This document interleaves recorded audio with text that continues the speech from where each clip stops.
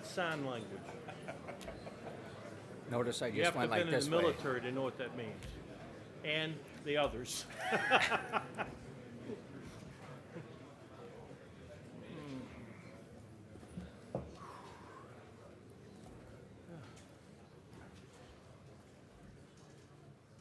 I came here, I had hair, teeth, and good vision. It was dark hair too. It was dark, right? Then it turned light, and then it disappeared. And then it came back for about 5 years. All right, let me get in position to stand up.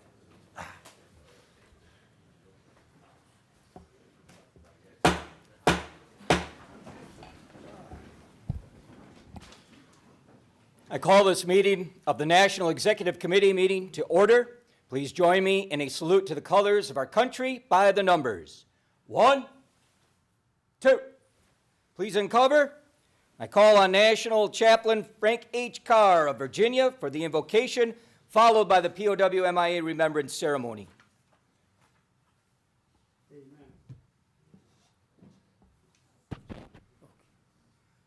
Before we go into our invocation, can we give a moment of silence for all those veterans who's gone on before us to that spirit army whose footfall causes no sound?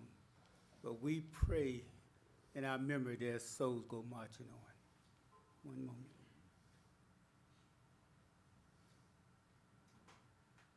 Amen. Let us pray. In the book of Psalms, the 23rd chapter, King David declares, "The Lord God is my shepherd." And if you believe that the Lord is your shepherd, we're praying that you will let him shepherd our hearts, our minds, our souls as we go through this meeting today of this, your National American Legion Committee. Father, lead us that we might employ your wisdom as we make decisions and plans to sustain and improve this, your American Legion today. And all our actions will give you the glory, praise, and honor as we serve you and this country, its veterans, its active duty soldiers, and their families, that we, God, might be that beacon of light for all those that seek information, knowledge, and want to be a part of an organization that's the one for you. For it's in the mighty name of the one true and living God we do pray, Father. Amen and amen. POW MIA empty chair is placed at all official meetings of the American Legion as a physical symbol of the many American POW MIAs still unaccounted for from all wars and conflicts involving the United States of America. This is a reminder for all of us to spare no effort to secure the release of any American prisoner from captivity, the repatriation of the remains of those who died bravely in defense of liberty, and a full accounting of those missing. Let us rededicate ourselves to this vital effort. Amen and amen. Thank you, Chaplain. I now call on National Sergeant at Arms Jim W. Kell from the Department of Wisconsin to lead us in the Pledge of Allegiance. I pledge allegiance to the flag of the United States of America and to the republic for which it stands, one nation under God, indivisible, with liberty and justice for all. Please recover and join me in reciting the preamble to the Constitution of the American Legion.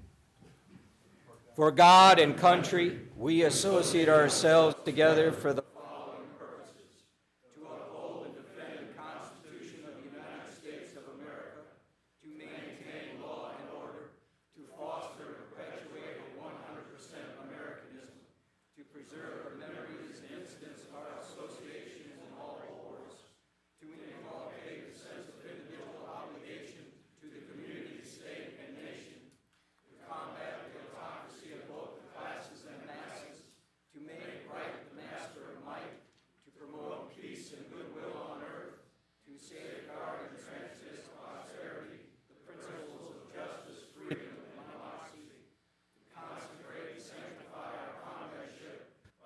devotion to mutual helpfulness. Please be seated.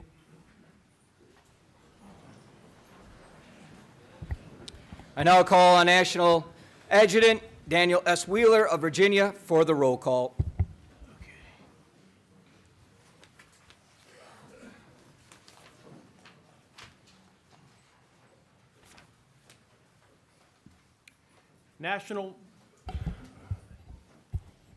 National Commander Daniel J. Sehay for Wisconsin. Present. National Vice Commanders Charles D. Aucoin, Louisiana. Here. Randy D. Edwards, Utah. Present. William R. Roy, New Hampshire. Present. Robert M. Mark Shreve, Georgia. Present. Raymond L. Vale, Kansas. Present. Past National Commanders John P. Jake Comer, Massachusetts. Here. Miles S. Ebling, West Virginia, excused. Robert S. Turner, Georgia. Excused. Bruce Thiessen, California. Excused. Daniel A. Ludwig, Minnesota. Joseph J. Frank, Missouri. Excused. Anthony G. Jordan, Maine. Butch L. Miller, Virginia. Excused. The Honorable Alan G. Lance, Sr., Idaho. Excused. Richard J. Santos, Maryland. Ronald F. Conley, Pennsylvania. Excused. The Honorable John A. Breeden III, Texas. Excused. Thomas L. Bach, Colorado. Paul A. Morin, Massachusetts.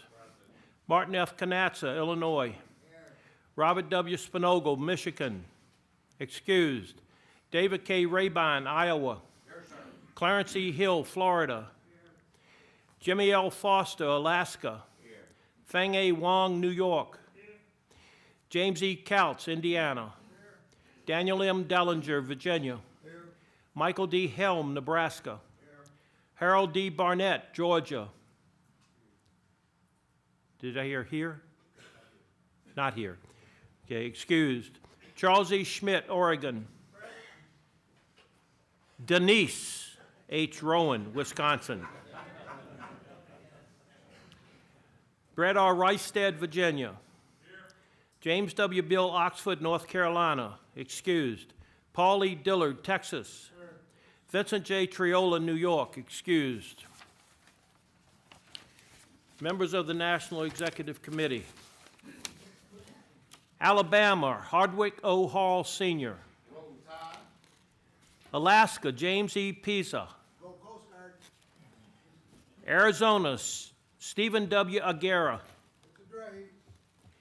Arkansas, Mary V. Erdman. California, Robert C. Heinisch. Excused.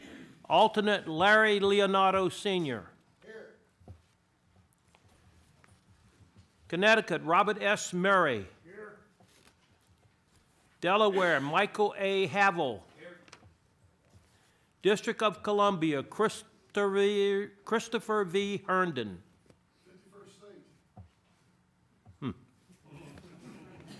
Florida, Jim V. Ramos. France, James M. Settle, excused. Alternate, Hans J. Stockenberger.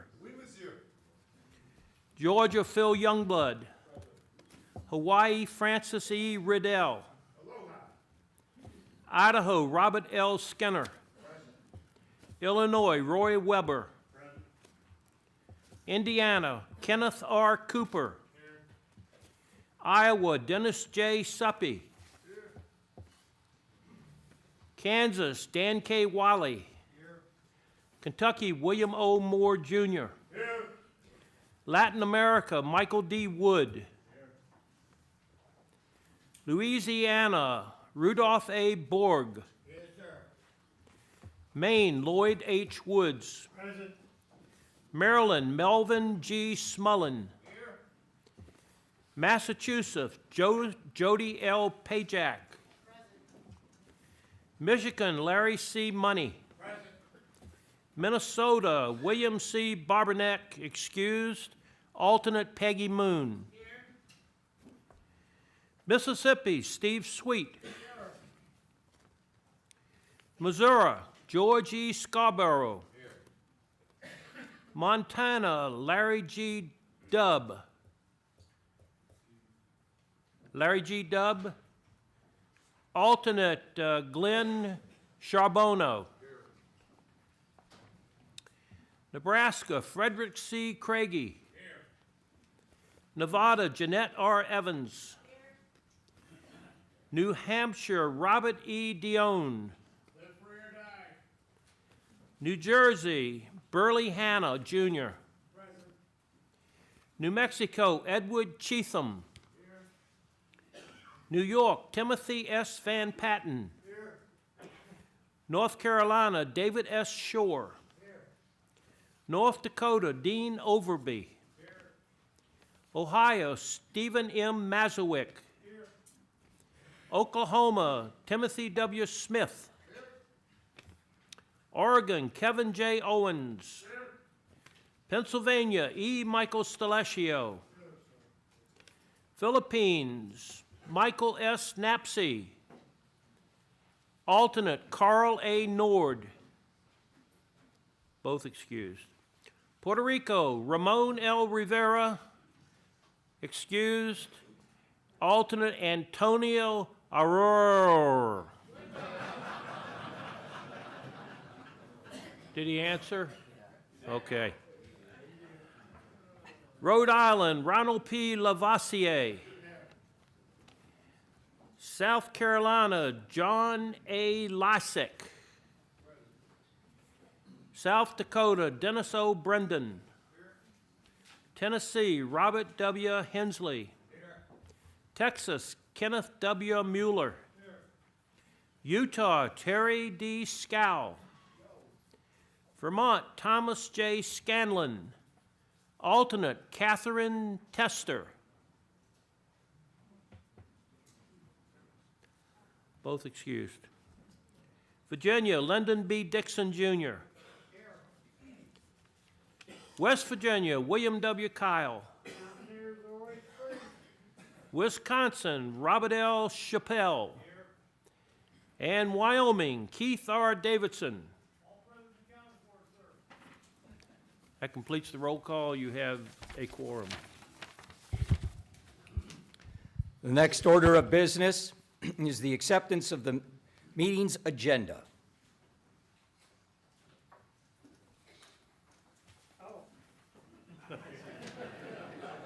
Sorry, time for me to wake up. No problem. Motion to receive minutes of.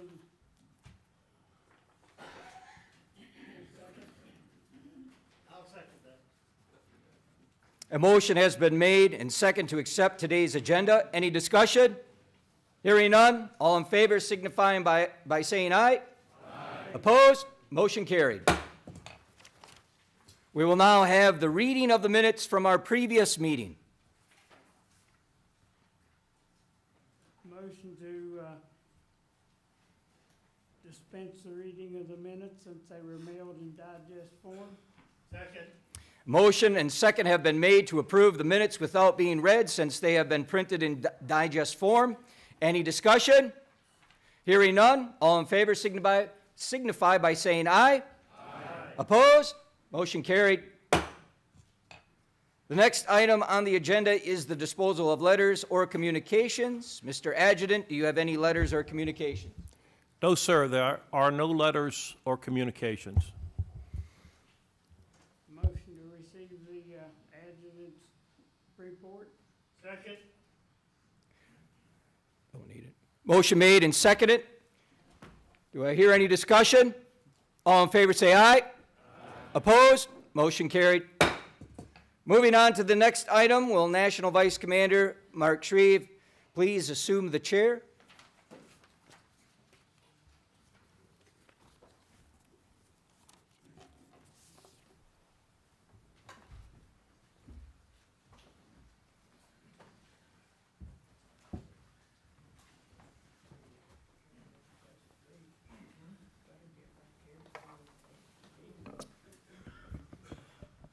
Are you ready? Yes. First and foremost, good morning, national officers, past national commanders, members of the NEC, and guests. In case you haven't heard, this city is hosting a race in a couple of weeks. Just as the Indianapolis 500 is often called the greatest spectacle in racing, in recent years, it has included the greatest veterans organization in America. And that, family, is us, the American Legion. But yes, come on, give it up. But as I've said many times before, the American Legion doesn't just sponsor a car because we are race fans. Rather, we do it because we are fans of veterans. We do it because we want to change lives and save lives. We do it because we have a mission. Yes, a mission that is relevant and has purpose. And what is that mission, family? It's this. You understand what I mean when we do this? One. Be the one, as in saving one at a time. You know, as a result of Alex Palou's victory at the Indy Grand Prix last year, his image, but more importantly, the mission of our family, that is the American Legion, will be featured on the Grand Prix tickets along with airport and escalator signage. Tens of thousands of more spectators will see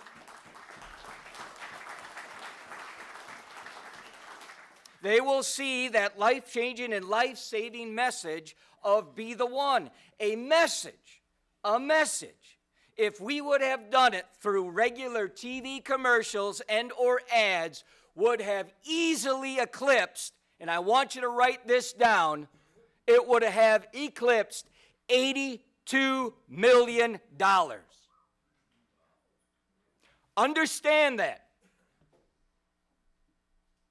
I had people that were in arms because of racing. This is what the 24th century was getting at.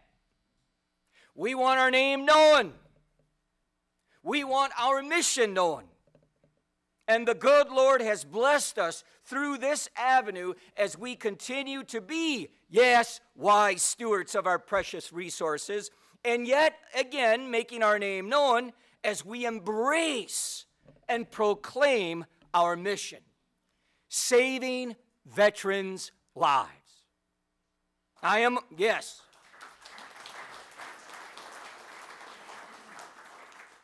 Family, I'm also excited about the relationship that the American Legion struck up with Columbia University.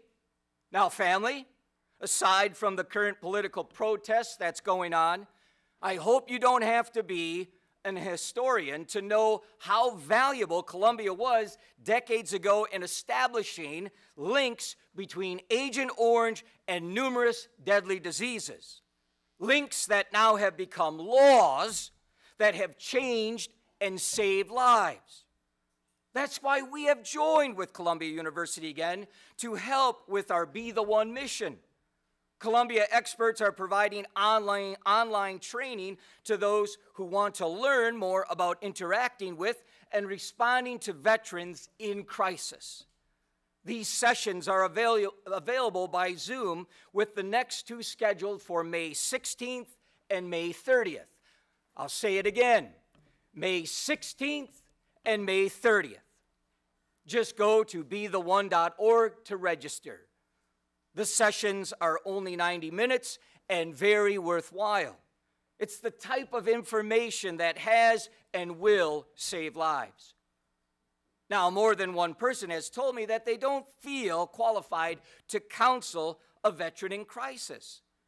You see, friends, this training is not to make you some mental health expert or a Legion of the Year counselor. Rather, this training gives you the opportunity to learn from the experts and be aware, to also be a good resource. You know, as a pastor, I can tell you the most important attribute to have as a counselor is the ability to listen. So whether you know the various signs of suicide or have no idea about your attributes, much less you can spell it, all of us should know what resources are available. This we can control, right? For all of our Be the One resources are available for download on our Be the One website. And toolkits, which I see are on your desks in front of you, those too will also be widely distributed. You see, family, be the one doesn't necessarily mean you have to do it all by yourself. It's really a family effort.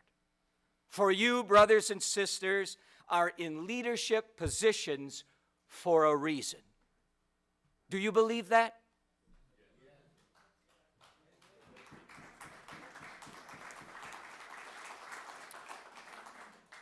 I know I do.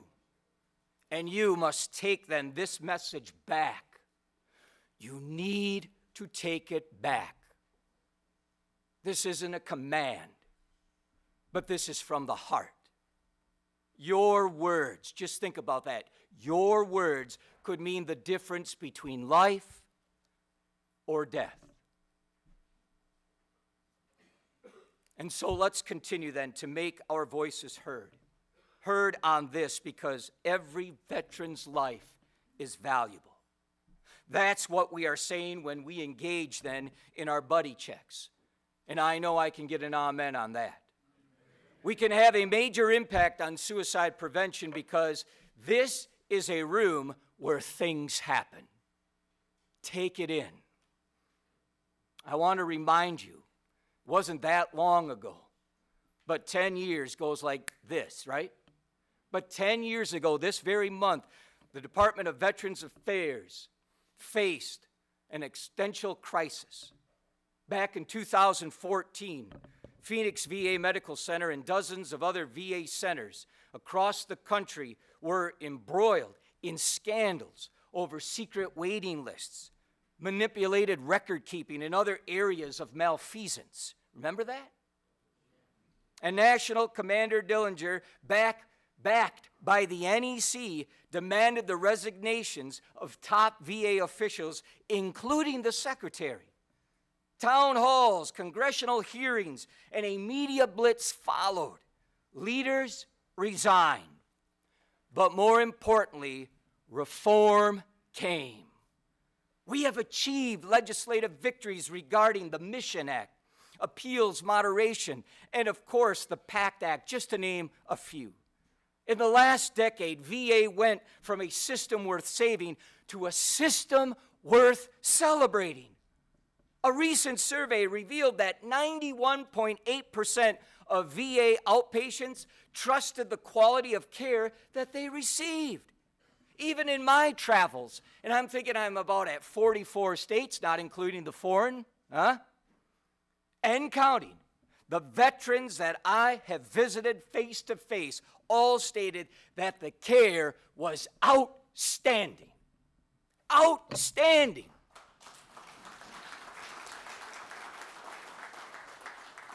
And I don't think they would lie to a pastor, all right? Now, VA is far from perfect, but they are light years ahead of where they were back in 2014. And still, I challenge anyone to find a better overall system. If the American Legion can achieve such fundamental change in the nation's largest healthcare system, just think of all the other great things we can accomplish, like seeing predatory claim sharks prosecuted, electronic records modernized. Man, we've been talking about this for years. Let's get it done.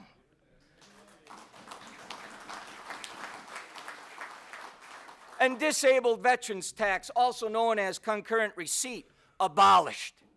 I am proud that the American Legion changes lives and saves lives every single day. But we can change and save even more lives if we have even more members. Now, obviously, our membership base is not as large as it was, again, back in 2014, but neither is the overall veteran population.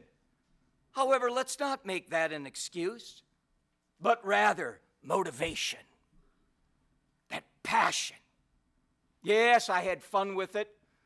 That eye of the tiger kind of thing. You know, that desire to help our military, our veterans and their families, and yes, even America. America. So why join? You hear that question, don't you? Why should I join?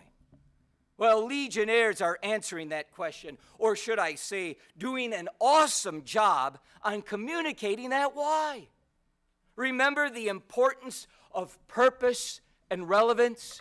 If I was visiting your department, you heard me say that. Purpose and relevance. We're here to change and save lives. We're not just some kind of social club. My NEC brothers and sisters, you're not just here to occupy a seat or to get some kind of per diem. We're here to make a difference between life and death. We will be the most trained veterans organization in suicide prevention. We will. And why is that? Not solely because we are leaders, but because we want veterans to live. What a message. What a message. What a message of purpose and relevance. This is where it's at. This is why people would say, I want to be on that team. I want to be a part of that family. That's why more and more posts are not only embracing, but actually conducting their own buddy checks. And frankly, it's working. People out there are extremely excited about membership again. You know about it, don't you? We are dang close to doing something we haven't done in years. With more and more family members, we can continue to celebrate each year then that through our membership, why? But through our membership, get this, nearly 2,500 teens learn about the U.S. Constitution through our oratorical contests. We need people like this on college campuses, huh?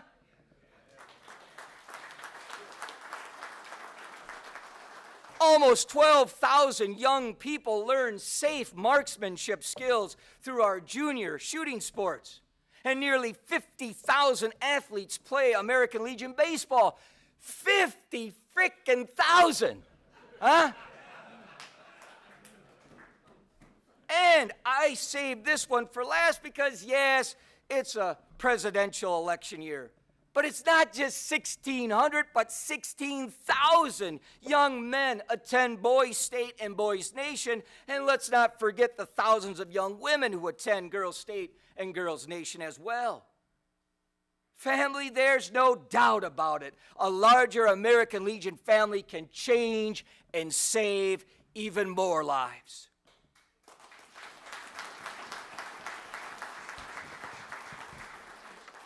So as you can see, our youth programs also can change and save lives, answering that why, showing that purpose and relevance, and yes, emphasizing good citizenship. That is the love of our country, America. And that means studying issues of importance and also voting accordingly. While it's true that the American Legion Constitution calls us to be non-political, that has been widely interpreted in today's language to mean nonpartisan.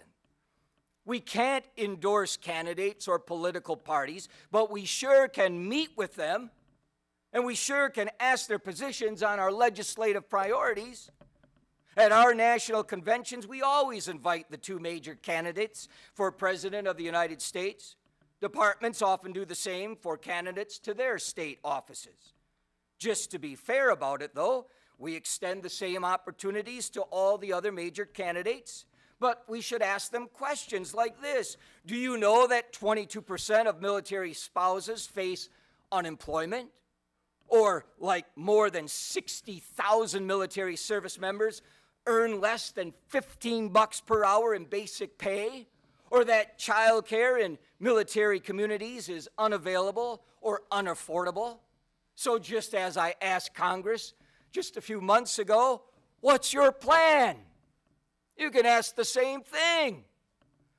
This, my friends, is dealing with the quality of life for our military, something we're also highly uplifting, right?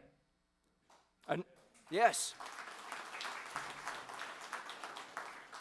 Another issue of major concern to the American Legion is illegal immigration. Though our National Security Commission is immersed heavily into this subject, this is an area that touches on all four of our pillars. All four. Just think of it. 40% of Border Patrol agents are what? Veterans.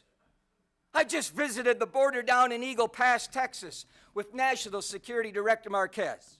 This follows an earlier visit to the border in Arizona by Chairman Schuman. And as a candidate, I was at the border too in Arizona. What I saw, though, in Eagle Pass was both heartbreaking and impressive. Yes, I was impressed by the caliber of men and women serving in Border Patrol, sheriff's departments, and guard units from multiple states. But then seeing scattered shoes in the middle of the desert worn by a child, shoes that were this big.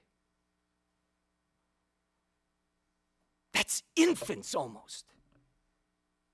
Muddy backpacks lying in debris and hygiene items in the brush. The morning after pills scattered all over, still in the packs. It looked like a third world country, what I saw. It made me want to vomit. You can't help but picture the hell that some of those families go through in making that dangerous trip in entering our country. If the natural elements weren't bad enough, they were subject then to sexual exploitation. Talking about sick. I had a Legionnaire talk to me about that, where they have bands on their little wrists, and they're different colors. And if it was a pink, that was prime real estate. Think of that, for the highest bidder. But if it was an orange band, you were trash. Drug trafficking and extreme violence by smugglers and cartels. We were at then the border not very long, but we've been told that the physical barriers which this body called for 2 years ago in Resolution 23 have been effective. The Laredo area has one of the lowest levels of illegal crossings on our southern border. During my visit, we uncovered a white X.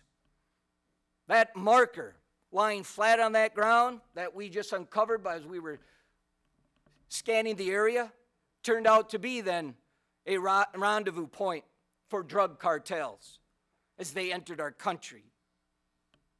Texas is fortunate to have had the support of the National Guard from at least 16 other states. Every state in the country has been impacted financially from those who enter illegally and await processing. This is a national problem which will require bipartisan solutions and bipartisan action by our Congress, President, and governors. These are just some of the issues we would like our office holders and office seekers to address. So please encourage your districts and posts to do what the American Legion does so well, and that is to engage in the process. We have an influential voice, but family, we need to use it.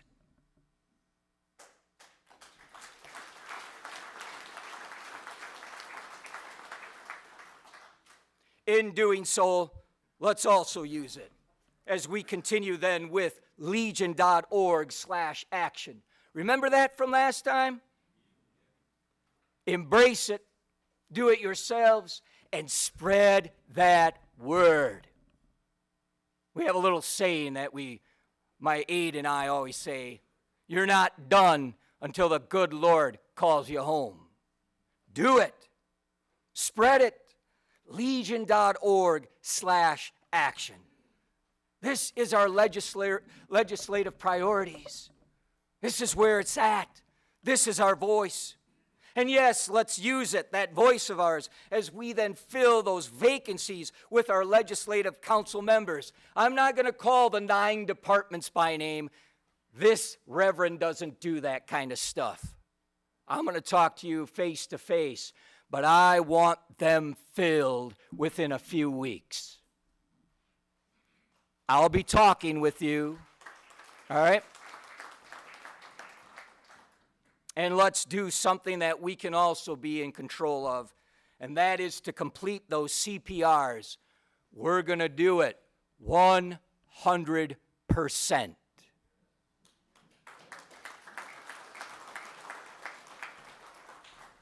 And my vice commanders are grinning from ear to ear because they're saying, oh, let me call you people. But overall, more importantly and most important, let's use our God-given ability to change lives and save lives. For remember, he, and that is our supreme commander, brought us into this very room where things happen. In this case, it's about life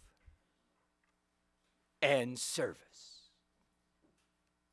From my heart to your heart, I love you, thank you, and God continue to bless you and our beautiful American Legion, as well as our God-given country called America. Thank you.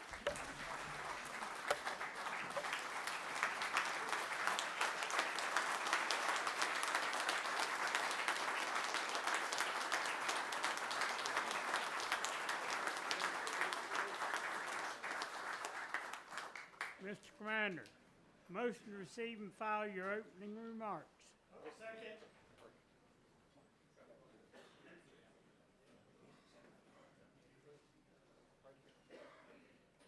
There's been a motion and a second to receive and file the opening remarks of the National Commander. Are there any discussion? Hearing none, those in favor say aye. Aye. Opposed, say nay. Motion carries.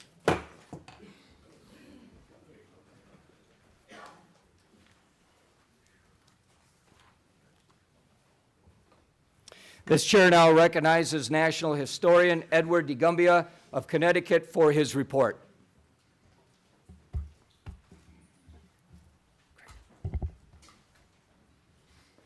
Talk about being put in a tough spot, huh?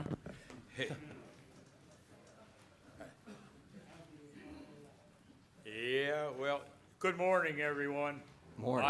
I a little bit shorter than the commander, but his words are very important. I saw him in Washington, and it was fantastic there, and some of those people didn't know what was hitting them. National Commander Sheaver, national officers, National Executive Committee, Legionnaires, and guests. Good morning.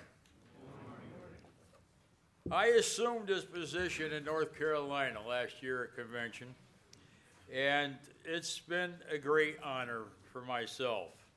My first duty was to oversee the judging of the past year's histories. That was accomplished very easily except for one thing, the power outages. You ever try to read books in the dark? We had to do that. But we went from wherever the windows were open to where the sun came in. They moved around and got that job completed. It was hard to do that. Now I had a great honor to go to National Commander's testimonial in Washington, and it was eye-opening. I haven't been there in a number of years, and it was actually, to me, it was a disappointment with the amount of congressional people that were in that room. They were very sporadic, but he got his message across, and they were paying attention.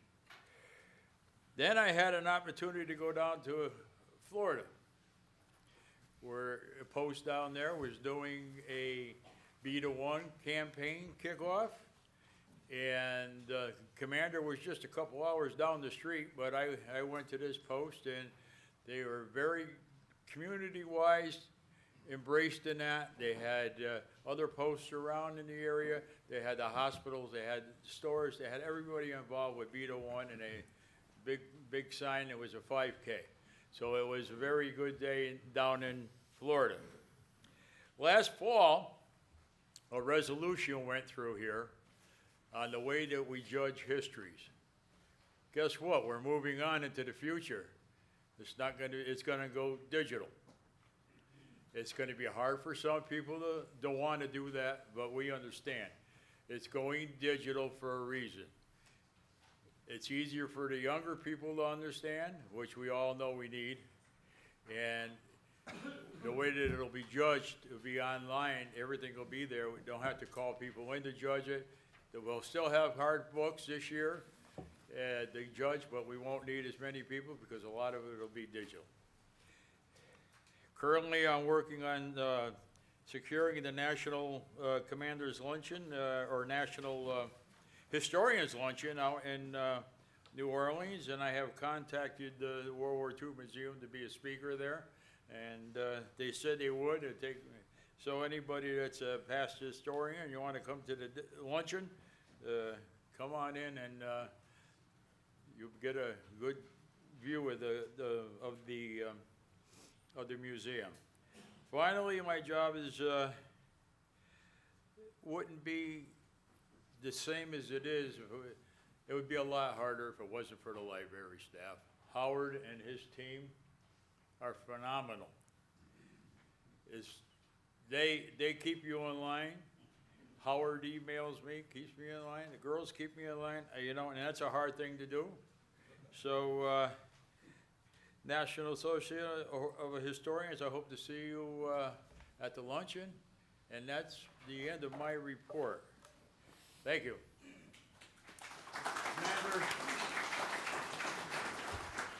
Commander, motion to receive and file report of National Historian Edward DeGumbia. It has been moved and seconded to receive and file the report of National Historian Edward DeGumbia. Any discussion? Hearing none, all those in favor signify by saying aye. Aye. Opposed? Motion carried. Will National Vice Commander Raymond Vale, L. Vale, please assume the chair, my friend?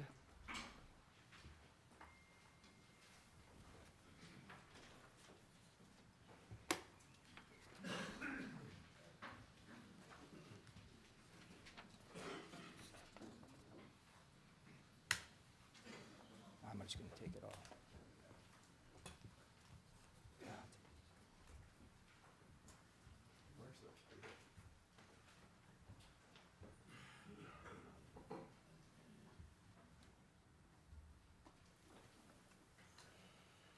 Next, it is my high honor to introduce a woman who has a passion for serving veterans and their families. A member of the American Legion Auxiliary Unit 57 in Alaska. She was elected last summer to lead the nation's largest veterans auxiliary. She is eligible through the military service of her father, Ray Allington, her adoptive father, Keith LaChance, and her son, Kyle. Ladies and gentlemen, the National President of the American Legion Auxiliary, my good friend, Lisa Williamson.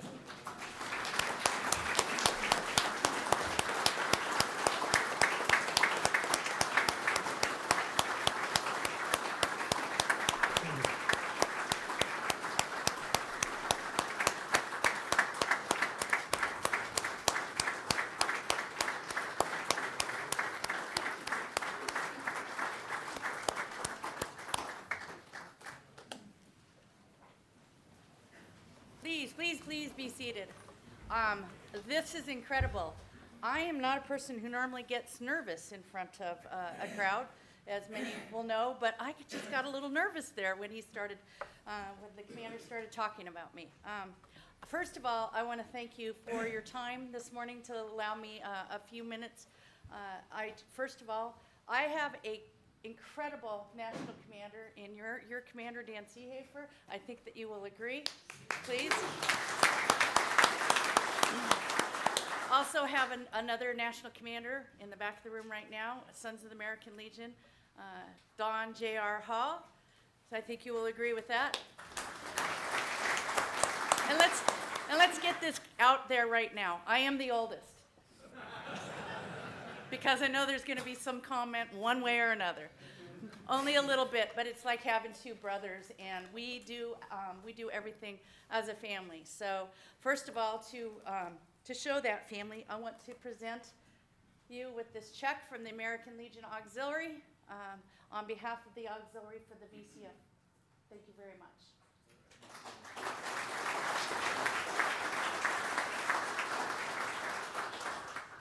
And like I said, as family, I raised my kids in this organization. I worked at our department headquarters for the Legion for about a decade, and I saw how family worked together, the Legion family worked. And I was so thrilled when I found out I was going to be paired with Commander Seehafer and Commander Hall, because I knew we were going to be able to work as a family. So this year, my focus also is about military and veteran suicide. And I think that it's great that as a family, we are walking together in the same direction.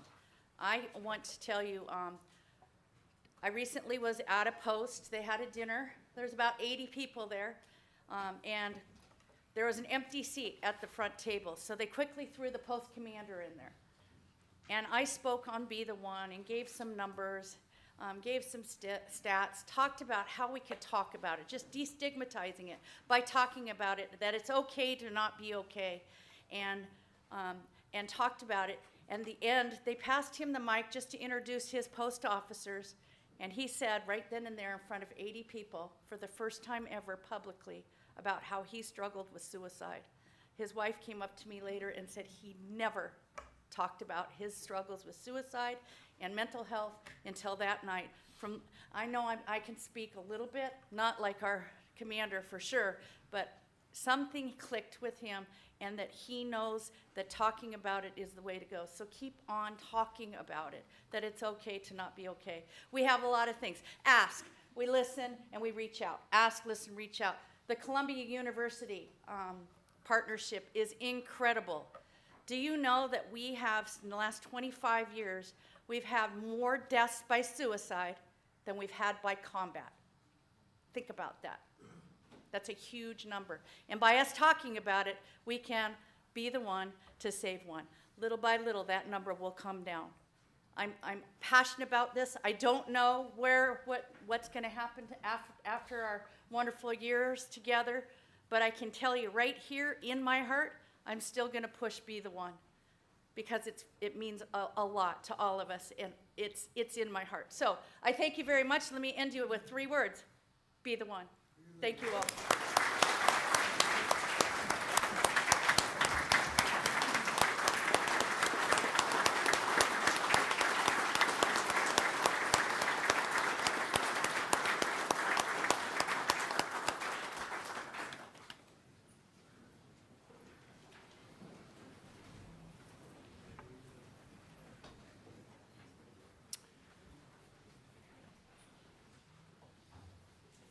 A youth coach for more than 25 years, our next guest is the grandson of World War II veteran Ed Hall, and a member of Glen Burnie, Sons of the American Legion, Squadron 40 in Maryland. He is committed to making young people feel welcome in the Sons. Ladies and gentlemen, Sons of the American Legion National Commander Donald Lee Hall, Jr. Please welcome.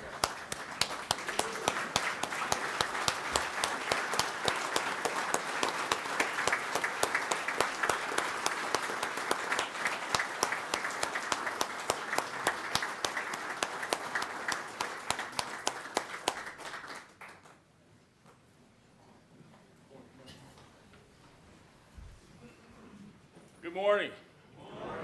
I've said it a million times, I always feel bad when veterans stand for me. It is I that stand up here today because of your service, and I who have the freedoms to do the things that I do because of your service. So always let me start out by saying thank you first for your service and fighting, representing that flag to make America what it is today. Thank you on behalf of the Sons of the American Legion.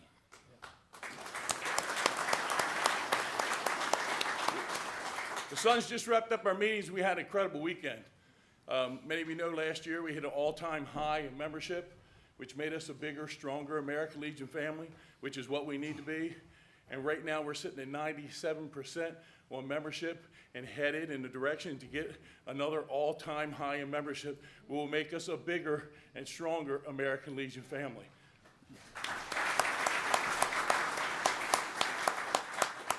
I don't know if every national commander for the Sons has ever felt like this, but my job is to promote his job.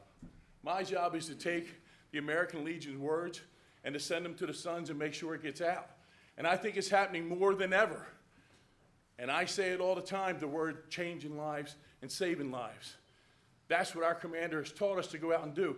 Carry this message forward so we can do it. We're not veterans, but we can certainly listen. And a whole lot of times, that's all they need, is somebody to listen. Somebody to be the one to sit there and listen. And maybe let somebody know, hey, we need to get this veteran help. Because that's what we all need to be about. One mission, one goal, saving one veteran. The Sons of the American Legion, we believe in Be the One. We believe in the American Legion. You know what we've done for the programs for years? And this year we strive to try to hit that $10 million mark for CWF over the years. The other day, $92,000 came across the stage for CWF, and we said it was less than $30,000 away from hitting the $10 million mark.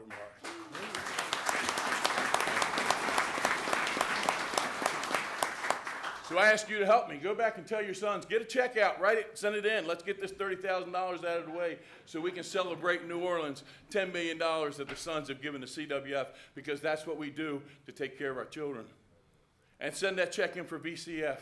So that's what we can do to take care of our veterans and our children. That's what the Sons are here for, to take your message, take it back home, get it out, and to be the one.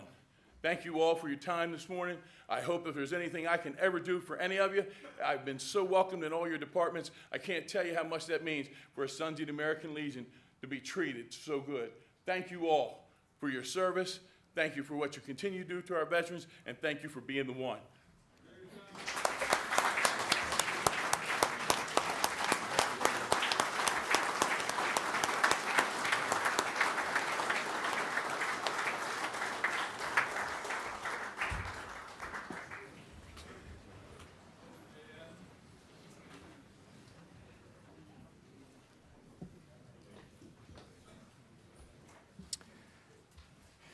Family, we continue. The chair now recognizes National Vice Commander Robert M. Shreve of Georgia for his report. Good morning, Commander, members of the NEC, national staff, past national commanders, Legion family members, and distinguished guests. It's an honor to serve in this organization, and I want to thank the leaders of the Central Region for their efforts and support of the national message and the national priorities. There's going to be no surprises in this report, and all details of this report will be submitted in writing as well. While we made great progress in the Central Region this year, we continued to evaluate what we were doing to ensure that we were on the right track. But we saw some challenges, we saw some risks, and we saw some opportunities, and a few of these, or examples of these, are leadership, transition, planning. We know it's important that as leaders transition into new positions, they should be prepared. Secondly, social media exposure. We know that it's great to get out on social media to let people know what we're doing, but there'll be a disgruntled few that'll use that as well to criticize what we do. We know that's a risk. One of the other things we want to do is make sure that each post adopts the 21st century report, as well as integrate technology, protect our brand, and change the mindset. It's not bragging, it's informing when we tell people what we do, especially through the CPR. But we also looked at some of the best practices in the Central Region. And examples of those are the number one, buddy checks. Buddy checks is significant on multiple levels for our organization. The development of subject matter experts, such as parliamentarians and chairs of commissions at the state level or the department level. We also saw generational mentoring, where people were sitting down with our younger members, teaching them. That is a great best practice that they're working on and working with in the central region. Our department colleges that I visited were strong, and they were making a difference in the departments. Also, another best practice was split session training, where they were working on the time with our younger veterans and giving them the opportunity to take training on their time instead of on our time. We also saw social events at post with the entire American Legion family being involved.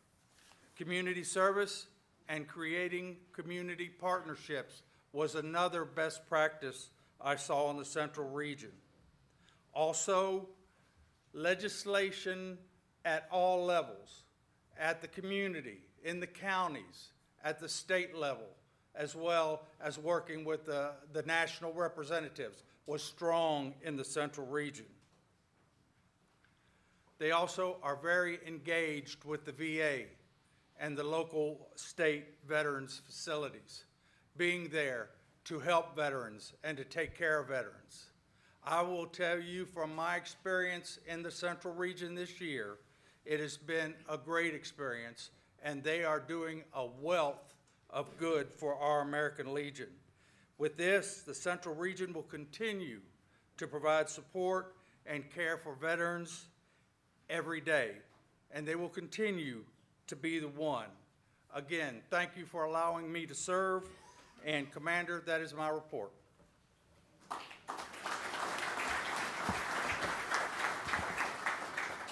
Commander, motion to receive report of National Vice Commander Mark Sreed. It has been moved and seconded to receive and file the report of National Vice Commander Shreve. Any discussion? All those in favor signify by saying aye. Aye. Opposed? Motion carried. Chair now recognizes National Vice Commander Raymond L. Vail of Kansas for his report.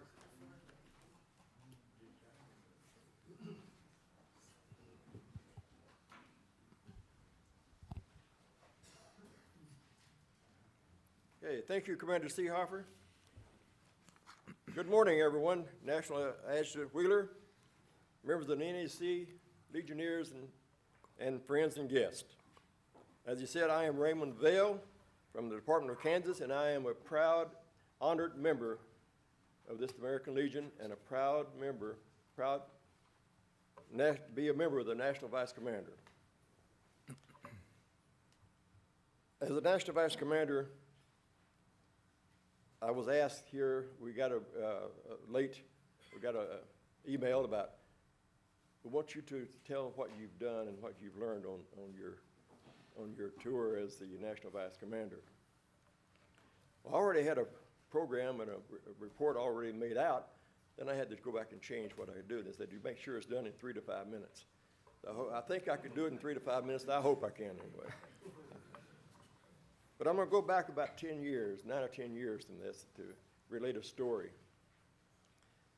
We was doing a membership drive in southeast Kansas, down there where I live, going on around knocking on doors, talking to people, and leaving door knockers, information sheets for members to call us if they're not home. Well, that Saturday morning, I got a call from a young man. He was a young veteran in a town a few miles from us. And he said, I got your door knocker here. I mean, you explained what you've been here, but I don't know anything about the American Legion. I've never been in the American Legion, don't know anything about it.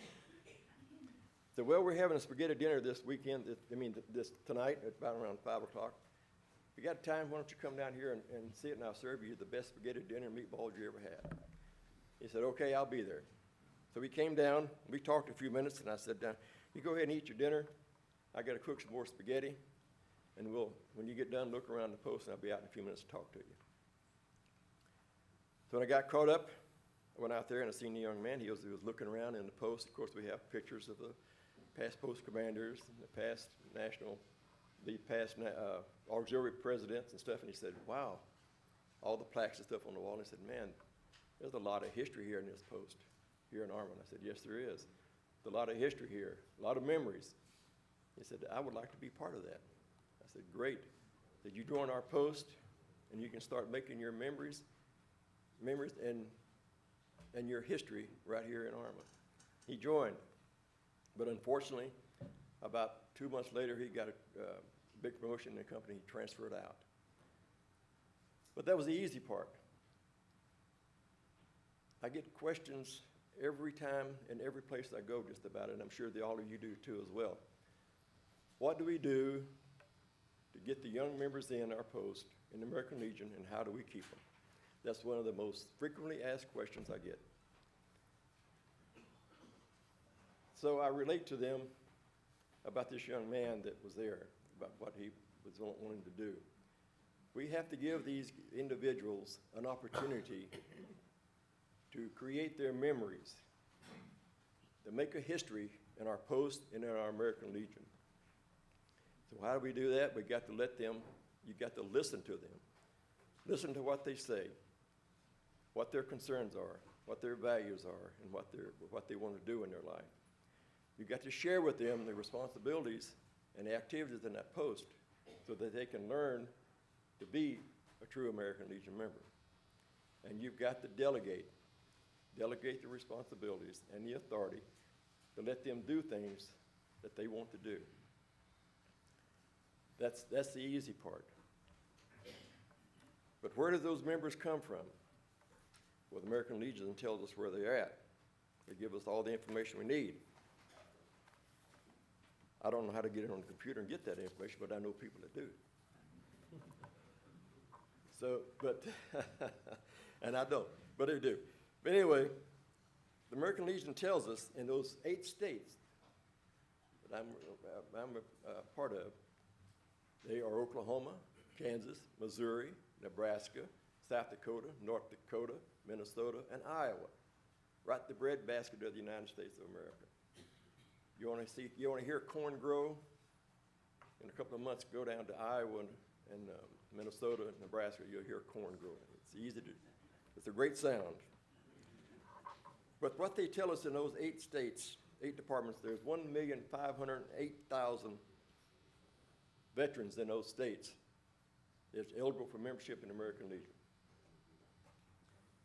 If the Midwest had 100% membership, we would have 204,903 members. That leaves 1,200,000 or so out there doing nothing that we don't have. So we've got to get out there. We've got to participate in membership drives. We've got to knock on doors. We've got to get those young members in.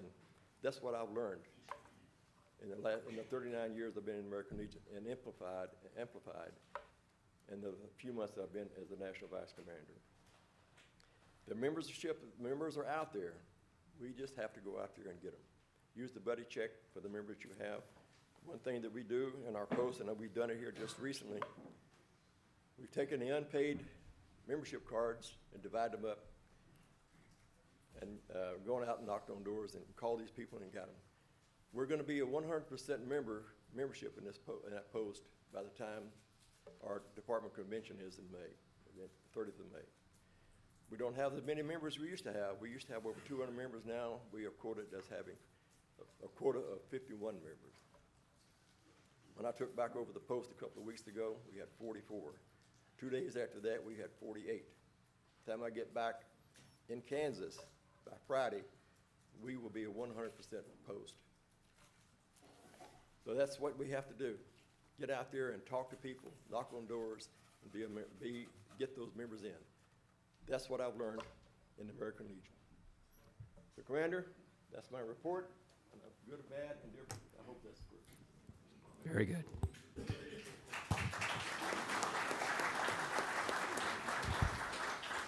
Commander, motion to receive and file the report of National Vice Commander Vale. Second. It has been moved and seconded to receive and file the report of National Vice Commander Vale. Any discussion? All in favor say aye. Opposed? Motion carried. The chair now recognizes National Vice Commander Charles D. Aucoin of Louisiana for his report.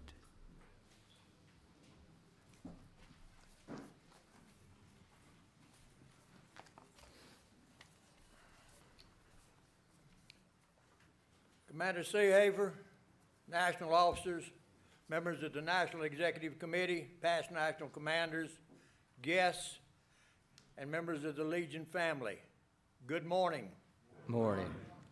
What a great day it is to be from the Southeast region.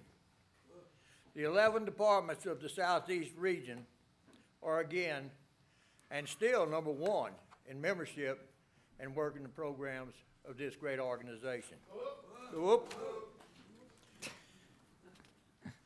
Race to the top. Those awards have just been given out. Yeah, I'm an old school membership guy, so I'm going to go there first. I want to congratulate the Department of Texas, won 3 different categories. Florida, 2 different categories. The Southeast is still dominating in membership. Thank you for what you do for this great organization. As I've had the opportunity to visit the departments in our region, I was greeted with respect and the great hospitality that you would expect of a national officer.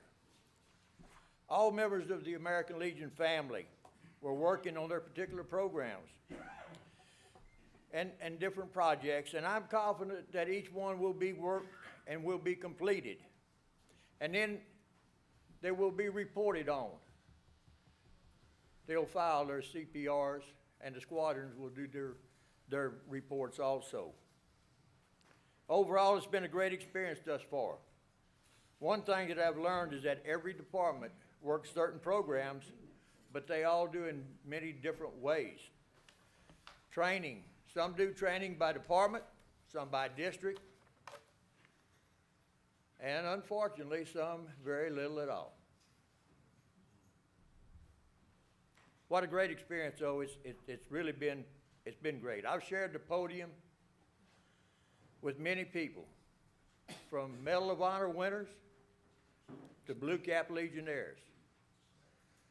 The best part of that is that this journey is not but maybe halfway over. You know, time-wise, maybe it's more than 50%, but my visitations are just really gearing up.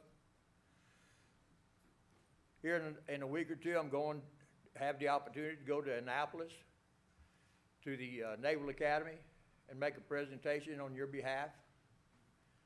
It's quite an honor, and I'm really looking forward to it. Between the months of June and July, I have 5 more department conventions to make. Wherever I've been or will go in the future, the message will be the same. Be the one. Buddy checks. And membership. Be your brothers and sisters keepers. Look out for one another. Veterans working for veterans. In closing, I want to thank Commander Seehafer for the opportunity to serve on this great team. I need to thank Matt Herndon. I don't know if he's in the office here or not. Kelly Adams for all the work that she does in reporting the membership. And all of that staff for their great assistance. And I want to particularly thank Ken George. He is our liaison to the Southeast group. He's done a great job for us this year. He's answered every question that everyone has possibly been able to ask. And I want to tell you, he's had a lot of questions asked. He's done a great job. And Mr. Commander, thank you very much for the opportunity again to speak. God bless each and every one of you, and God bless America, and that is my report, sir.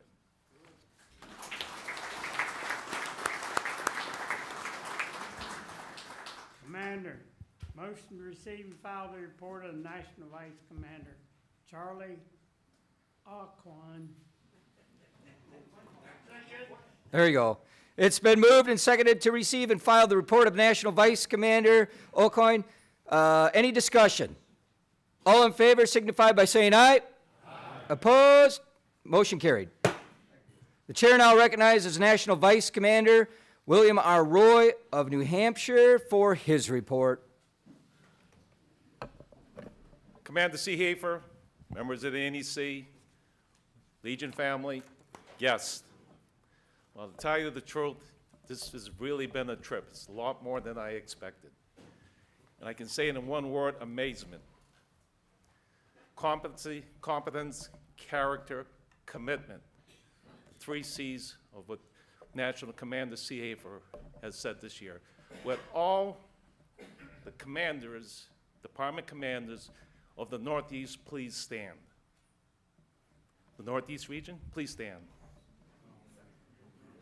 All the Northeast commanders, department commanders. They're not all here, but I want to thank you for what you've done. I want to thank you for how you treated me, but I also thank you, Commander. This is where the rubber meets the road. They are promoting the programs. They are doing CPRs, veterans. They do a terrific job every day. And your years is going to go by fast. Probably when you first started, you thought it was going to take forever. We all know our #1 program, our mission is Be the One, and it's personal. In April of 1991, this just came to me, when I went to school this year, I had forgotten about it. In April of 1991, we had a installation of officers in my place of employment. I worked at the post office. And so it's always a good feat. It's every 2 years it happens. So we're at the table, my wife and her cousin Carrie, and her husband Dick, who's also a postal member. So as the night went on, like I said, had a great time, camaraderie, dancing, great food, open bar, even an open bar. So as the night came on, we started talking about issues. Carrie and Dick had brought their good friends, their close friends, Jim and Amy. Now, the Gulf War had just ended in 1991. Now, that issue came up. And they had said to me and my wife, he says, oh, by the way, my son got mobilized. He was in the National Guard. I says, really? I says, what did he have to say about it? Now, this says I had only been a Legion member for 6 years. And Agent Orange was just coming on the map, and we really did not know too much about PTSD. I says, what did he have to say about it? He says, nothing. Every time we ask him something, he won't talk about it. He said, by the way, his personality had changed 180 degrees. I said, wow. I says, well, maybe in time he'll come around, everything will be okay. So when I got home that night, I said to my wife, I'm going to go to the Post Monday. I says, I'm going to bring this up. Monday went into Tuesday. Tuesday went into Wednesday. 1 week, 2 weeks, 3 weeks, 1 month, 2 months, 3 months. Let's fast forward another 2 years. We're at that installation ceremony again. Again, the same cast of characters. As the night goes on, we're talking about different things. It says, Jim, it says, by the way, how's your son doing? Shakes, goes like this. He didn't make it. He got the best of him. There was a wife that had a tear in his eye, and I said, I don't know what to say. So I had very few regrets in my life. This one's right up there. When they say be the one, and it's personal. Act right away. Do not wait a minute. You have to act yesterday. Thank you.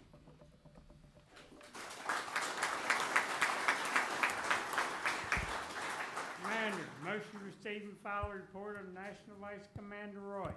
Second. It has been moved and seconded to receive and file the report of National Vice Commander Roy. Any discussion? All those in favor signify by saying aye. Aye. Opposed? Motion carried.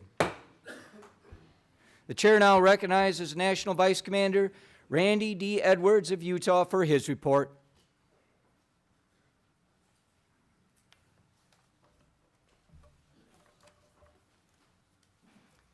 Commander C. Haver, National Past Commanders, Adjutant Wheeler, National Staff, National Executive Committee, special guests, honored guests, and our visitors. The Western region is proud to report that even through the obstacles of 2 departments losing their charters, fire destroying the Maui area, the historical building in Ketchikan, the loss of lives and individuals of our leadership, and the fires, floods, and landslides of California. I've got to use my glasses. Even with the landslides, the fires, and the destruction that we've had in California, the leadership are blessed through the loss of these departments and are still motivated and determined.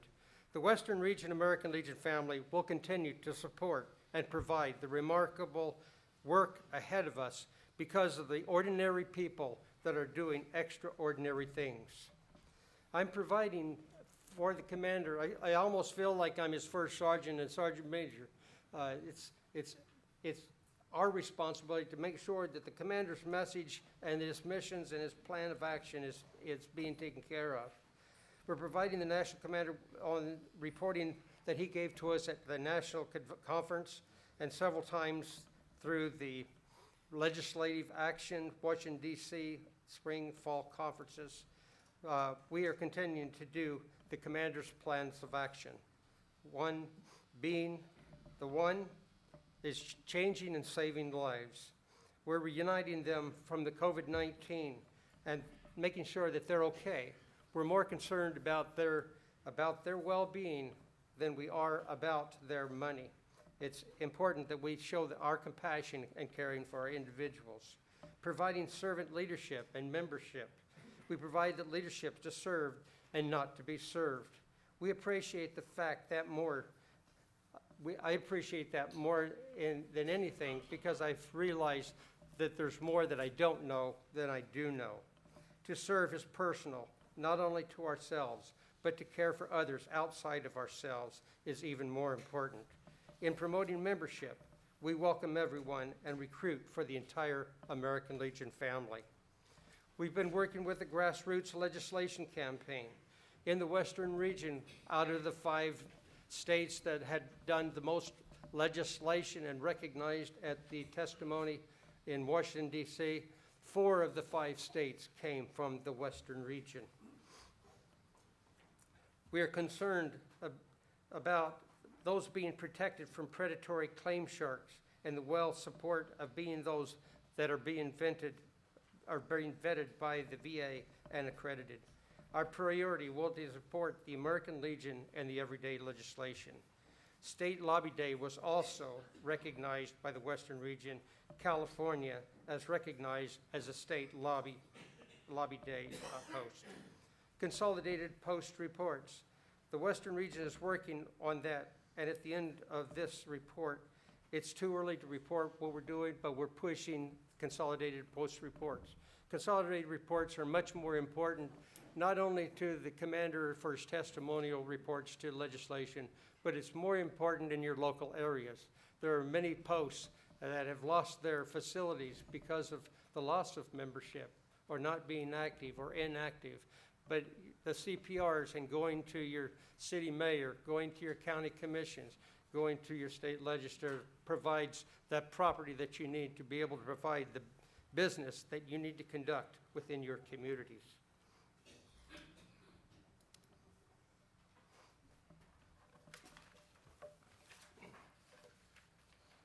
Thank you for allowing me the opportunity to serve this year and to represent you and to support this great institution and organization and representing the National Commander, the American Legion family, and all of the departments in the Western region and the Department of Utah. I've been humbled and I've been honored to serve from the National American Legion Convention in Charlotte. May God bless each and every one of you. May the Legion of the United States of America, we are, be the one. And this is my report.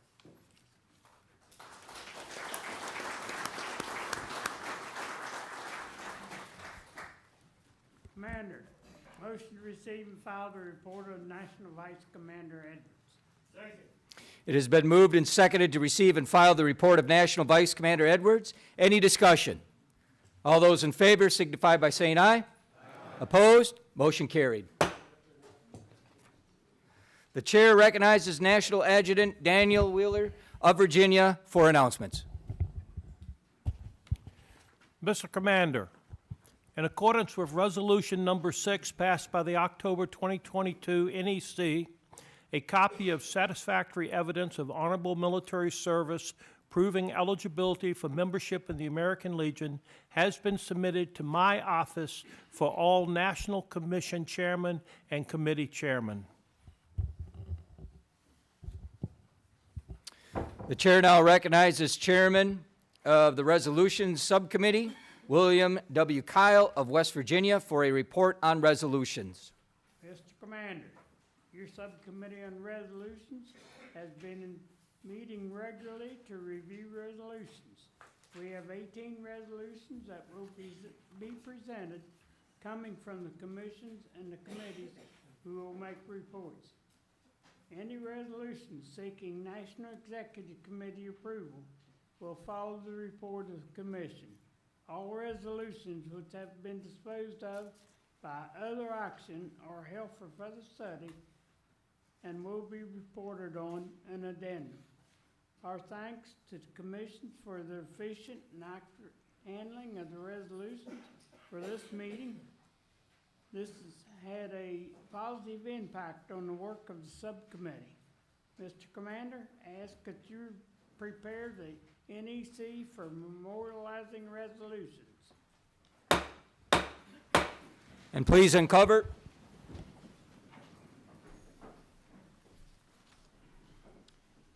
Whereas it has pleased the Almighty God, the great commander, to summons to his immortal legions our beloved comrade, Glenn L. Wahus, Department Vice Commander 2016-2017, Department Acting Adjutant 2017, Department Commander 2018-2019, National Vice Commander 2022-2023. And whereas we humbly bow to the will of divine providence, while ever cherishing in our hearts the memory of his distinguished service to our country, his outstanding contribution to American Legion comradeship, and now therefore be it resolved that the National Executive Committee of the American Legion in regular meeting assembled on this 8th day of May in the year of our Lord 2024 does mourn the passing of our distinguished legionnaire, Glenn L. Wahus, that we commend to all men his works and to God his spirit. And be it finally resolved that a token of our common grief, a copy of this resolution be presented to his family. Similar resolution will be presented to the families of the following: Dean C. Hill, Alaska; Stephen C. Weber, California; Thomas C. Flowers, Connecticut; James A. Handy, Indiana; Jerry A. King, Latin America; Gail E. Murdoch, Maryland; David A. Schaff, Maryland; Anthony J. Bakari, Jr., Massachusetts; Richard I. Chapman, Michigan; William B. Good, Minnesota; Marvin E. Harper, Missouri; John A. Schaefer, North Dakota; Patrick A. Grabinski, Ohio; Patsy Nesker, Oregon; Claire E. Bakeley, Pennsylvania; Walter G. Linneman, South Dakota; Gary R. Dreeman, Tennessee; Robert G. Perham, Vermont. On the death of an aged friend, for us who knew you, dread of ages past, you took life tiptoe to the very last. It never lost for you its lovely look. You kept your interest in its thrilling book. To you, death came, who conquered. In the end, you merely smiled to greet another friend. Mr. Commander, I ask that the body be seated. You may be seated.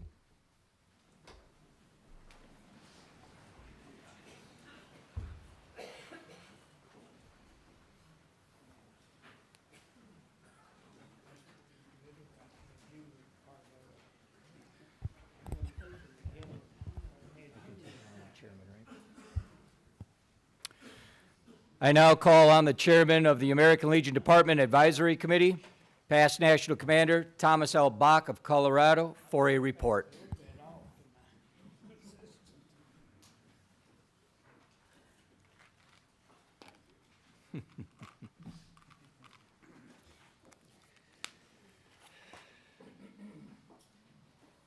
I got some notes from our National Judge Advocate, and I just want to not read you the notes, just the title. It says bare bones for Bach. So we're going to give you some brief updates on our committee's challenges and successes. First off, I want to recognize our committee.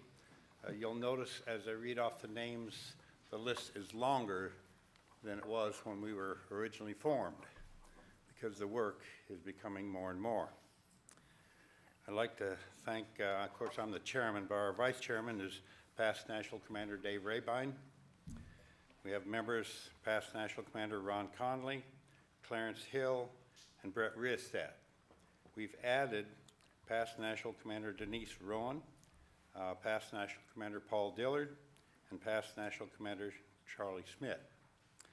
As consultants, we have our National Judge Advocate, Mark Seavey, National Treasurer, Sean Long.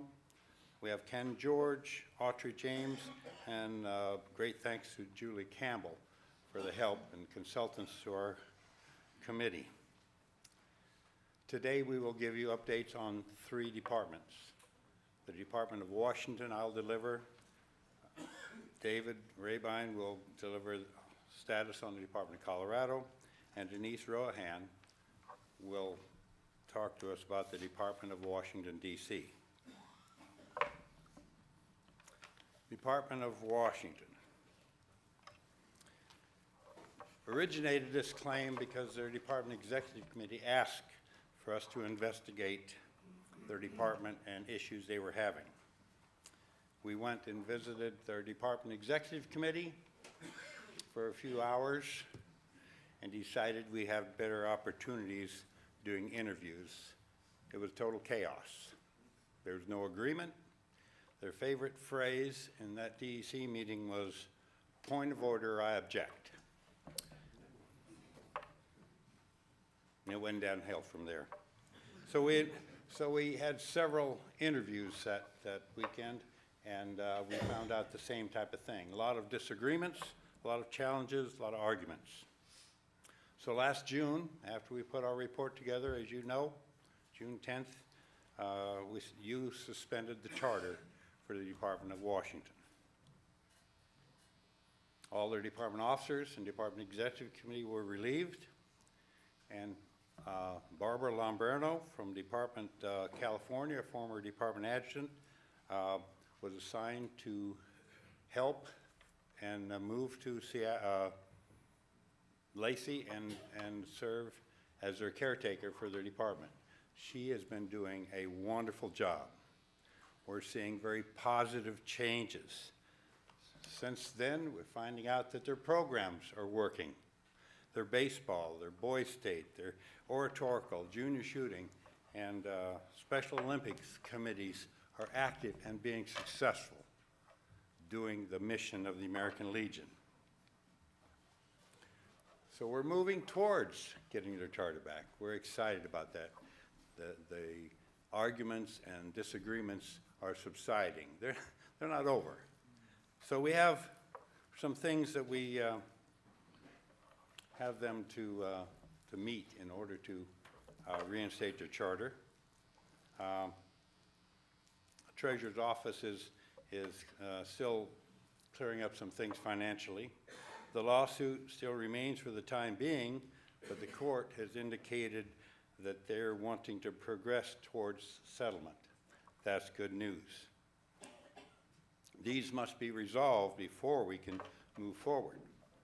They've had a group assigned, a small group, to do a first draft of their department constitution and bylaws.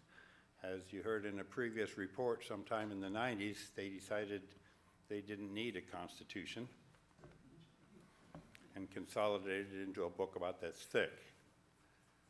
This initial group has a initial draft of their Constitution bylaws, and on, I believe it's May 17th, a group of 12 will be meeting. Two members from each of their districts have been selected to serve as a constitutional meeting, constitutional, what the heck you call it? Constitutional convention. They will get together and they will work on that draft and prepare the final draft for their convention. Their convention will be in July, and at that convention, it'll be open up for their membership to debate and resolve and approve a constitution and bylaws. That's mandatory in order to continue to move. Once they get that done, they can elect some officers and begin to write a memorandum of understanding with us to move forward towards restoring their charter.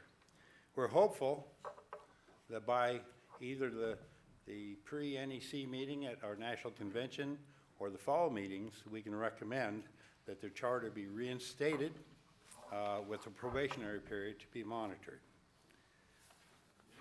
We're optimistic. That's good. The committee has worked hard, and I want to thank them for that. That ends the report for the Department of Washington. Past National Commander Denise is here.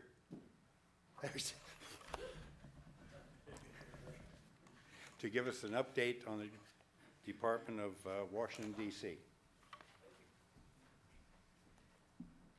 Commander, thanks. Well, good morning. Morning.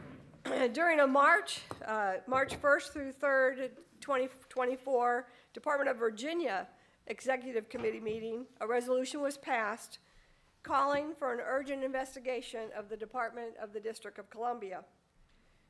Based on complaints provided, there are serious concerns about the Department of DC not operating in accordance with the national or the department constitution and bylaws and having organizational structure issues.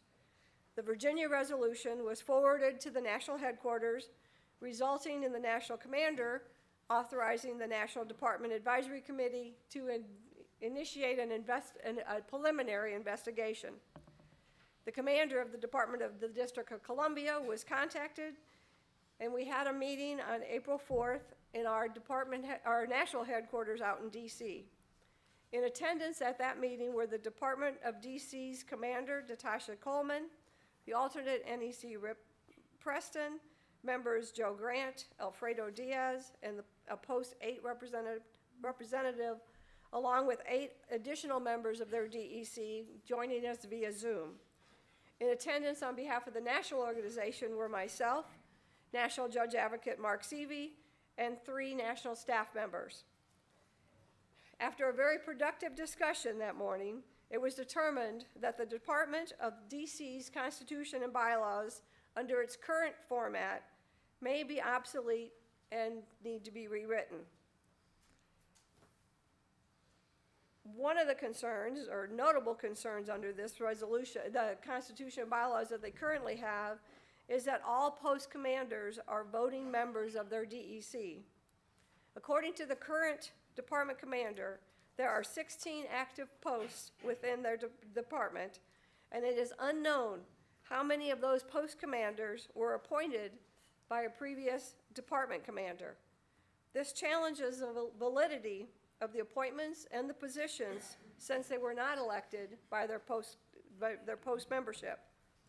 Upon the adjournment of the meeting, again, all parties agreed the current Constitution and bylaws as it is now creates a challenge and restricts the departments operationally.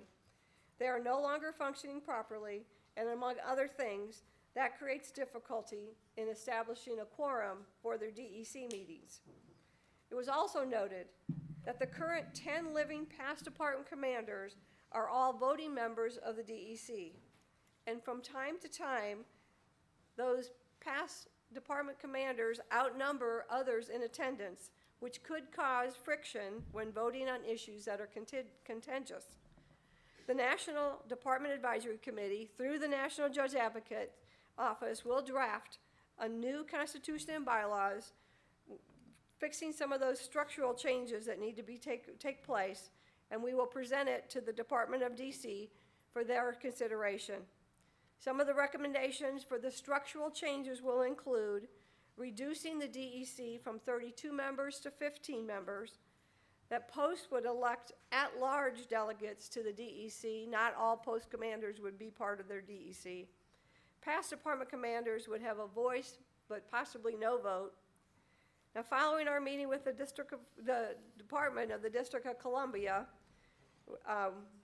we'll keep having those meetings to address our concerns, provide them with documentation, hopefully help them find a resolution to this before we get to a point where some of the other departments have got to. So I thank you for allowing me to be part of this committee. Appreciate it. But we're going to get it fixed.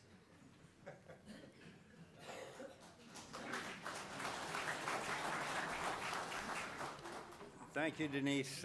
Now from our Vice Chairman, past National Commander David Rabine will give us an update on the Department of Colorado.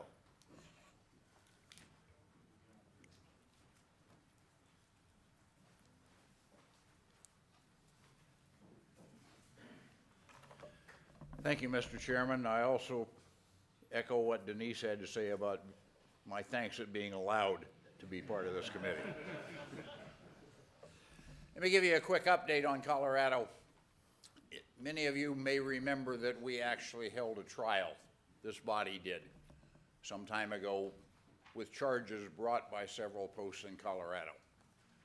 What had happened in Colorado, the existing department leadership had essentially been forced out.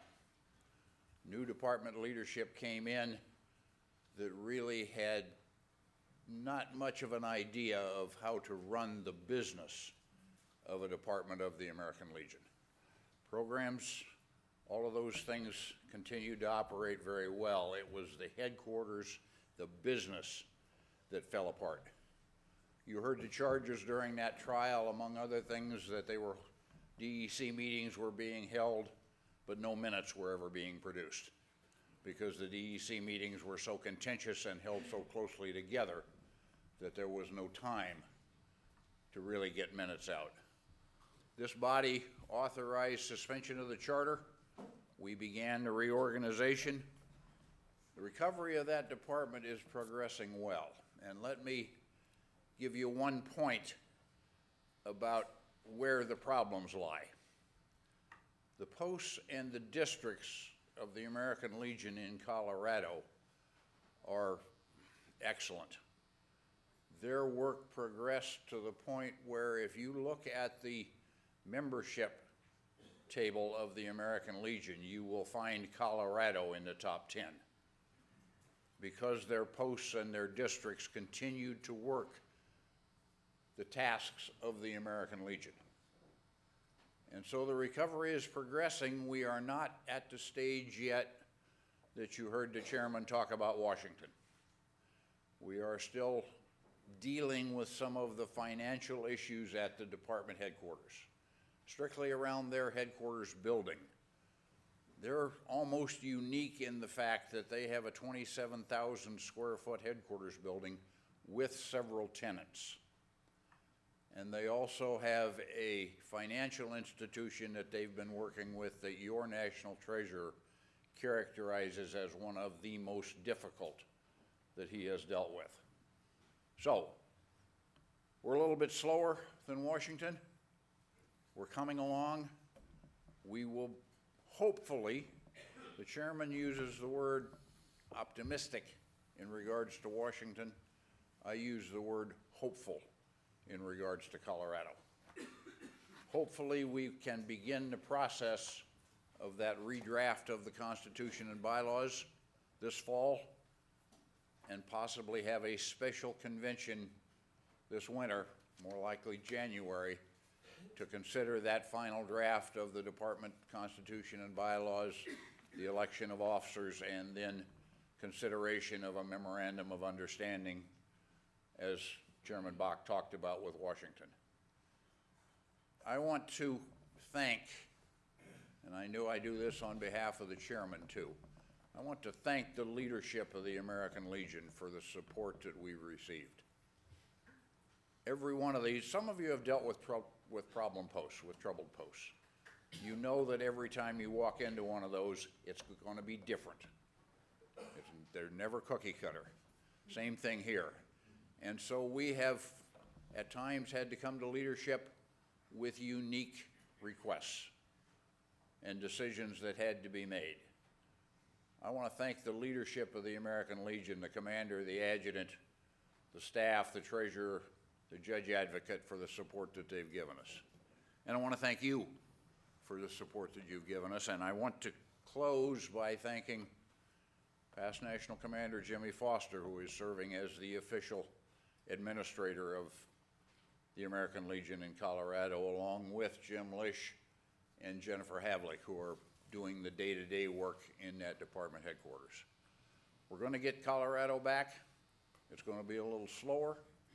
There's going to be some contentious times coming in Colorado, but I think we can deal with that and get their department back on a good footing. Thank you, Mr. Chairman.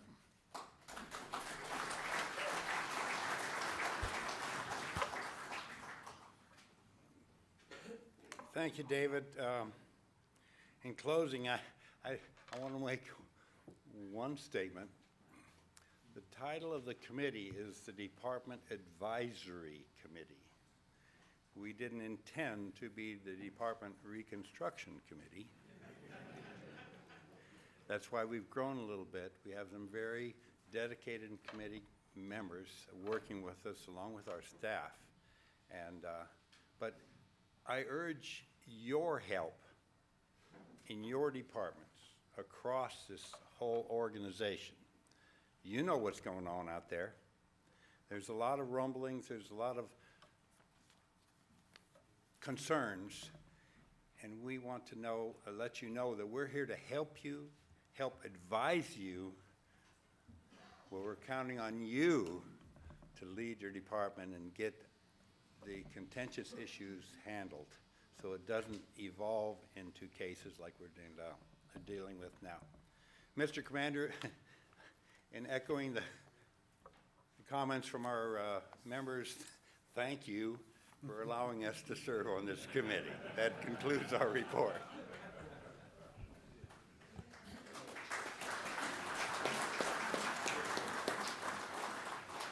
Commander, motion to receive and file the report of the Department Advisory Committee. Second. It has been moved and seconded to receive and file the report of the Department Advisory Committee. Any discussion? Hearing none. All those in favor signify by saying aye. Aye. Opposed? Motion carried. I now call on the chairman of the Membership Study Committee, Gaither M. Keener, Jr. of North Carolina, for a report.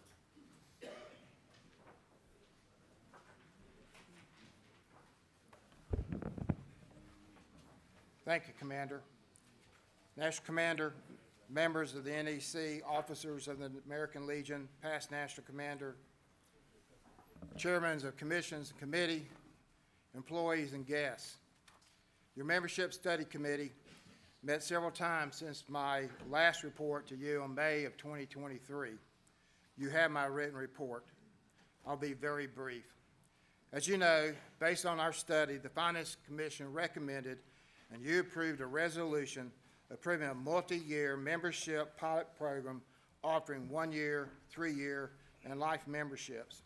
The pilot program would last 3 years, at which time it will be reassessed and brought back to the NEC for its decision concerning whether to continue or discontinue it. To date, as of this morning, 21,835 members have joined the 3-year program. But what's more important, from yesterday to today, yesterday we had 1,400 some new members. As of this morning, 1,516 people joined the Legion online and paid for 3 years. That's better than any DMS we've done. We'll continue to look at the matrix. We'll continue to look how to grow this program online. because the cost is minimum, and I think right now is success. We actually wanted 25,000. We believe by July, Commander, we'll be close to that 25,000, if not more, because we're only 3,000 some away. So, continuation of the program will work. Our Paid Up Life program, PUFL, is for the convenience of members. And our Paid Up Life program is totally different than the VFW, totally different than the DAV, totally different than everybody else. It's an actuarian with a trust. And for being on the Finance Commission for 20 years, I understand all of the financial requirements that we have to go through with our actuarian. The committee is considering a life membership options that honors members and recognize them as specially dedicated members, the same the VFW have. Hey, who's a life member of the VFW with me? Raise your hand. Okay, you know what I'm talking about. Who's a life member of DAV? Raise your hand. And they're always asking, can you be a member of this platinum program, where they want $20 a month for their programs? Not saying we're going to do that. We're studying it. That is something that all other VSOs have that we do not have. And we have numerous members requesting that aspect. Our committee will study the pros and the cons. It will not be quick. On rolling year membership, that's one where you said if you join in May, your membership's back in May. We will continue to study that. We have no solutions yet. We'll also continue to discuss consolidation of fundraising from our own members, who are our most generous donors. That also will take us a while. Mr. Commander, that is my oral report. Mr. Commander, motion to receive and file the report of the Membership Study Committee. Second. It has been moved and seconded to receive and file the report of the Membership Study Committee. Any discussion? Hearing none, all those in favor signify by saying aye. Opposed? Motion carried. After the Finance Commission report, I will accept contributions for American Legion charities. The chair recognizes the chairman of the National Finance Commission, once again, Gaither M. Keener, Jr. of North Carolina, for purposes of a report. Gaither. Yes, sir. The Finance Commission met on Monday and Tuesday, May 6th, 7th. We received many reports throughout the course of the 2 days meeting. You have my written report before you. As I mentioned during my fall 2023 report to the NEC, the dues increase was crucial. But prior to that increase taking effect this July, we will not have enough cash flow to pay our obligations on time. A $3 million transfer from the restricted fund was approved by the NEC in October 2023. The transfer requires NEC approval at 2 successful meetings. Therefore, the Finance Commission presents a second resolution for your consideration and approval. Mr. Commander, that is the main aspects of my report, and that is my oral report. Mr. Commander, I move the adopt the report of the Finance Commission with the exception of 3 resolutions and 1 addendum. Second. It has been moved and seconded to adopt the report of the Finance Commission with the exception of 3 resolutions and 1 addendum. Any discussion? Hearing none, all those in favor say aye. Aye. Opposed, same sign. Carried.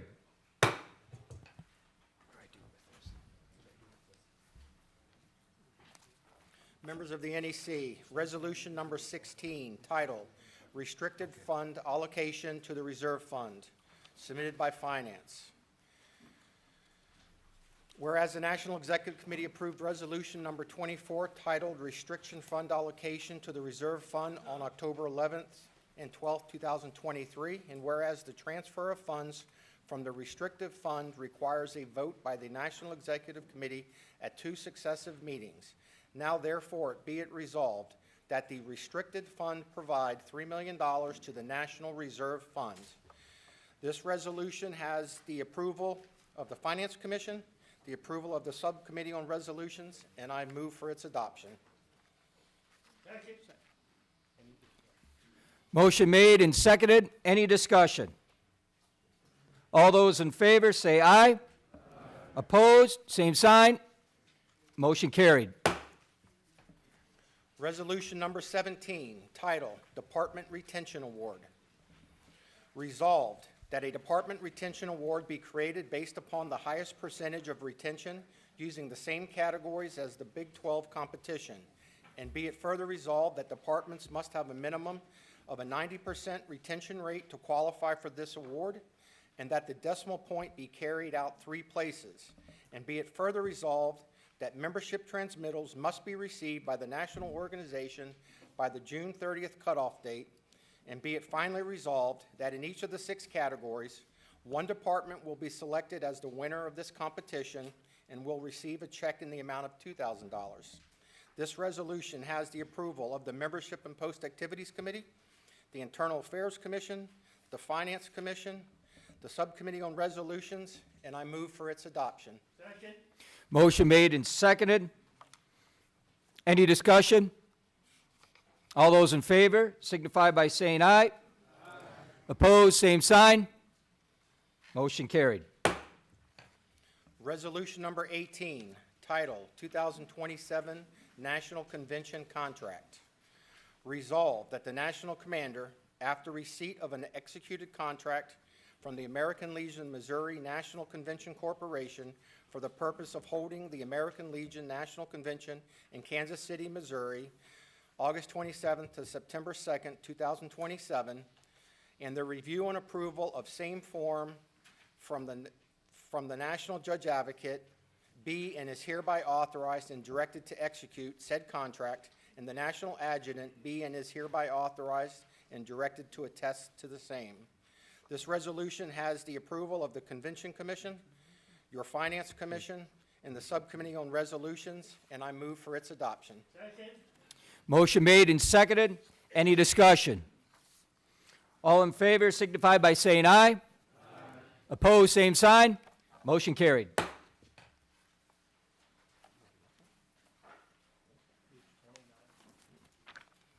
Attached to the report is Addendum A. I move the actions of the Finance Commission become the actions of the National Executive Committee. Second. Motion made and seconded. Any discussion? All in favor say aye. Aye. Opposed, same sign. Motion carried.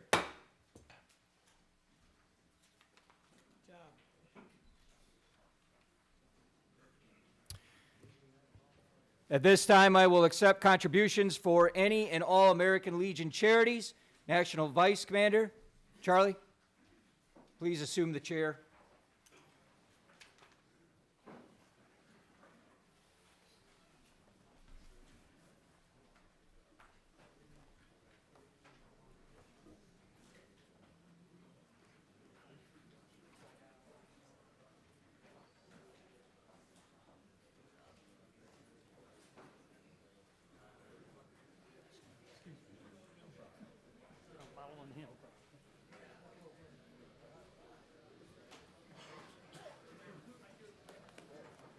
Thank you, Commander.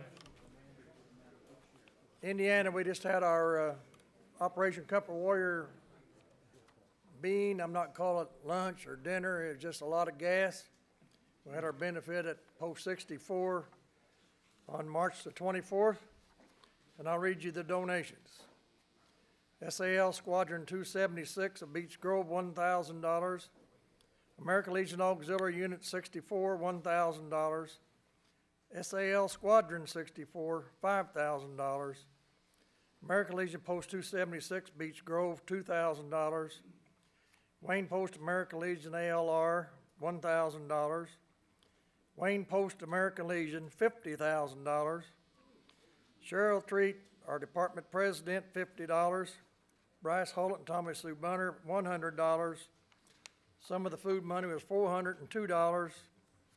The band that played that day, Mississippi Raglips and River Dogs, donated their tips, $165, and another $67 for tips. Larry Lowry from Logansport, $100. Richard and Andrea Woodkey, $150. John Vernetta, he is the chef de gare of the 48 of Indiana, $200. Kevin Hinton and Brenda from Shelburne, $100. Elberfeld American Legion, $41. Past National Chaplain Ed Harris, $50. David and Sandra Hicks, $50. Robert and Debbie Oath, $135. Indiana American Legion Riders, $1,000. Burlington American Legion 414, $300. American Legion Newburgh Post 44, $500. American Legion Post 66, $500. American Legion Post 145, $372. Squadron 97 of Auburn, Indiana, $250. And American Legion Post 49, $250. An unanimous donation of $500 for a total at that bean supper, dinner, whatever you want to call it, was $64,782. That's a lot of beans. And I want to introduce the people. Kenny Cooper is from Post 64, our NEC. Our NEC, Terry Smith, and Bob Newman, Internal Affairs Commission Chairman. Thank you all so very much. Thanks for supporting Operation Comfort Warrior. Thank you.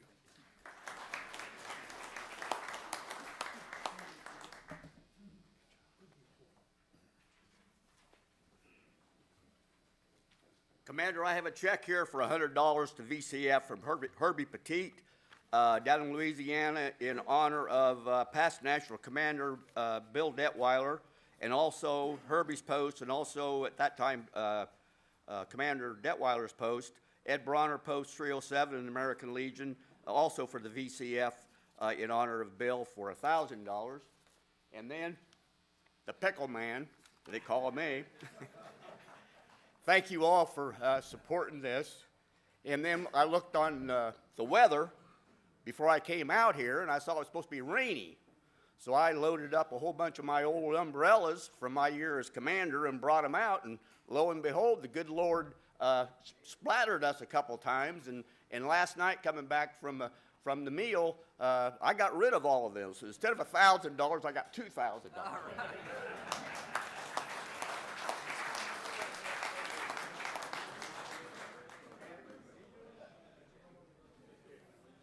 Commander, Cleo Paquin, Commander of the Department of New Hampshire. I'm looking at the earn sheet, and apparently New Hampshire is $550.46 short. So here's my check for $551. You can keep the change. All right.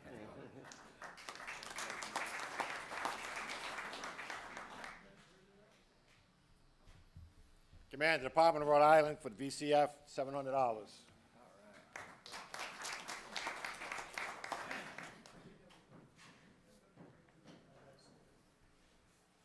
Mr. Commander, members of the NEC, on behalf of the Department of the Commonwealth of Kentucky, I have a check for $3,532 for Veterans and Children Foundation.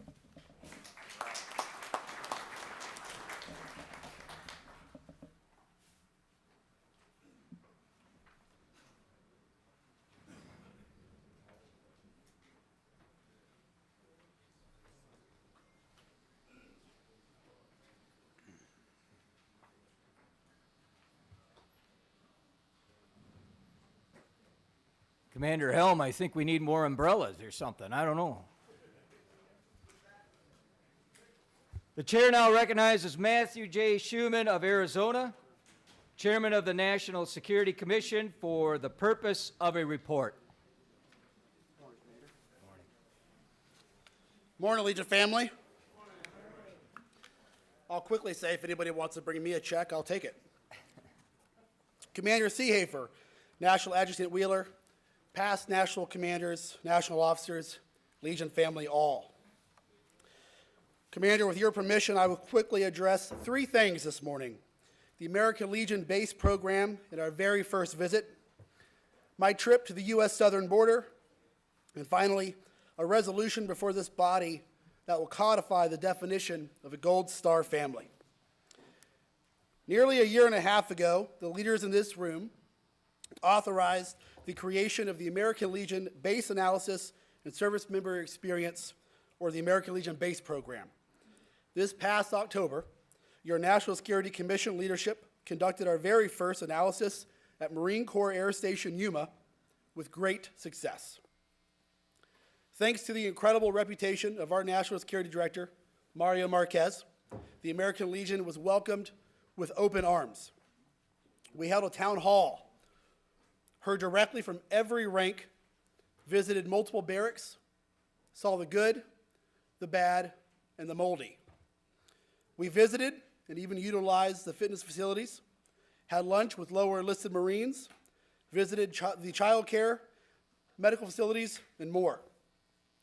As a quick aside, when we walked in to meet with the OIC of the medical facility, he had a gavel on his desk, or the meeting table, and it was the gavel that he used when he was the chair, or the governor of Missouri Boys State. He was very proud of that.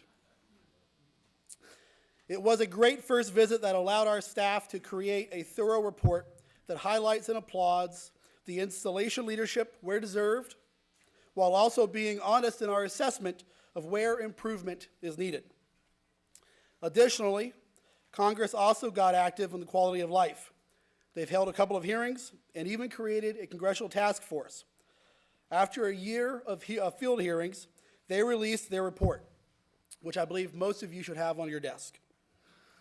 Moving forward, in March, I was invited by two members of Congress to visit and tour our southern border of my home state with them. On behalf of Commander Seehafer and the American Legion, I accepted the invitation to visit and see for myself what is really happening and report back to you. Legion family, I can sum up my visit in 4 words. We have no border. A border requires 2 things. 1, a physical barrier or a wall. And 2, the federal policy and law and policy that enables law enforcement to figure out what will happen to people who cross over our border illegally. The Department of Arizona is currently passing out my report, but here are 3 facts that I'll share with you. The current policy is catch and release, meaning the Border Patrol, on average, holds illegal crossers for about 22 hours to conduct a rudimentary background and document check, and then releases these people into the United States. 2, because the current policy is so forgiving, about 85% of illegal crossers actively seek out the Border Patrol to turn themselves in. And 3, and this is the scary one, if our policy is indeed so forgiving that 85% of people willingly turn themselves in, we must really be concerned about the 15% of people who don't. An educated guess by the Border Patrol leadership suspects that those people have dangerous criminal backgrounds, are involved, as what the commander mentioned earlier, child and sex slavery, and or the drug trade. Either way you cut it, our southern border is a grave national security threat, and the American Legion has been a leader in creating resolutions to make sure that we are on the right side of this. This is not a resolution issue. This is a leadership issue in Washington, D.C. Again, Commander, thank you for going to the border. Thank you for allowing me to visit our southern border and represent you in our American Legion. I would like to conclude with a resolution that will be brought before you very shortly to codify the definition of a Gold Star family. Not all military deaths occur in the line of duty or as a direct result of military service. While every loss is tragic, Gold Star status traditionally applies to those who have died as a result of combat. This distinction is vital to uphold the integrity in the gravity of the Gold Star designation, preserving its significance for families who have experienced the ultimate sacrifice in the service to their country. Furthermore, expanding the definition to include all military deaths could dilute the recognition and support given to Gold Star families. By establishing a clear and specific definition, we ensure that the resources and assistance are directed to those who have experienced the most profound loss of their life. This targeted support acknowledges the unique challenges faced by Gold Star families and allows for tailored assistance that address specific needs and will foster understanding and respect with both military and civilian communities. In essence, while all military deaths are tragic and deserving of recognition, codifying the definition of a Gold Star family requires a careful balance between inclusivity and specificity by focusing on those who have made the ultimate sacrifice in service to their country. We preserve the significance of Gold Star of the Gold Star designation, ensuring that the sacrifices of those families are properly honored and supported. With that, Commander, I thank you again for the honor to serve as your National Security Chairman. I thank you to our incredible national staff, and I thank my brothers and sister veterans here in this room. May God bless you. May God bless America. And this concludes my report.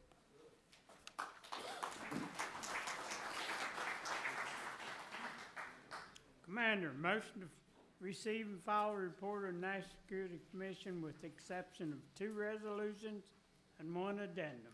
Second. It has been moved and seconded to receive and file the report of the National Security Commission with the exception of 2 resolutions and 1 addendum. Any discussion? Hearing none, all those in favor say aye. Aye. Opposed, same sign. Motion carried.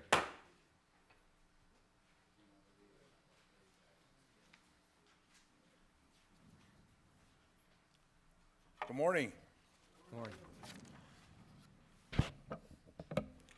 Resolution number 8, titled Definition of Gold Star Family, submitted by National Security.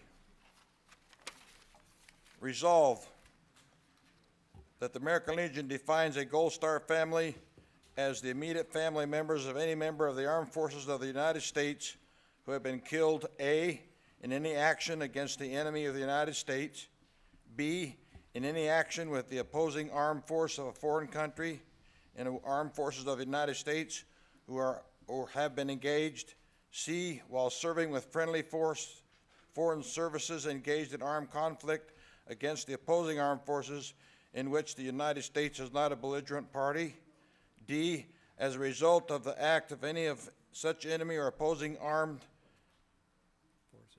forces, E, as a result of any act of hostile foreign force, F, as a result of an international terrorist attack against the United States or a foreign national friendly to the United States, or G, as a result of military operations while serving outside the territory of the United States as part of a peacekeeping force, and be it further resolved that the immediate family members include parents, spouses, legal, that is biological or adopted children, and siblings of the service member. Be it further resolved that the American Legion recognizes the enduring grief and hardship experienced by Gold Star families and hereby reaffirms its commitment to supporting them in their times of need. And be it further resolved that all American Legion encourages its members and the American public to honor the sacrifice of Gold Star families via ongoing acts of support and gratitude. And be it finally resolved that the American Legion calls on White House, Congress, the Department of Defense, and the Department of Veteran Affairs to adopt the definition of Gold Star family as contained in this resolution. This resolution has the approval of the National Security Commission, your subcommittee on resolutions, and I move for its adoption. Second. Motion and second. Any discussion? Hearing none, all those in favor say aye. Aye. Opposed, same sign. Motion carried. Resolution number 9, artificial intelligence, submitted by National Security. Resolved that the American Legion support and endorse the recommendations of the 2021 National Security Commission on Artificial Intelligence, NASCAI, final report, and be it further resolved that we call upon the United States Congress, the Department of Defense, the intelligence community, and other relevant government agencies to take immediate actions to allocate resources to participate in the interdisciplinary task force composed of experts in artificial intelligence, national security, ethics, and law to address the following. Number one, potential risk associated with AI technologies in civilian and military applications, including autonomous weapons systems, cyber warfare, and potential vulnerabilities that adversaries could exploit. Two, AI impacts critical infrastructure such as power grids, transportation, networks, and communication systems, and potential vulnerabilities and strategies to protect against AI-related threats.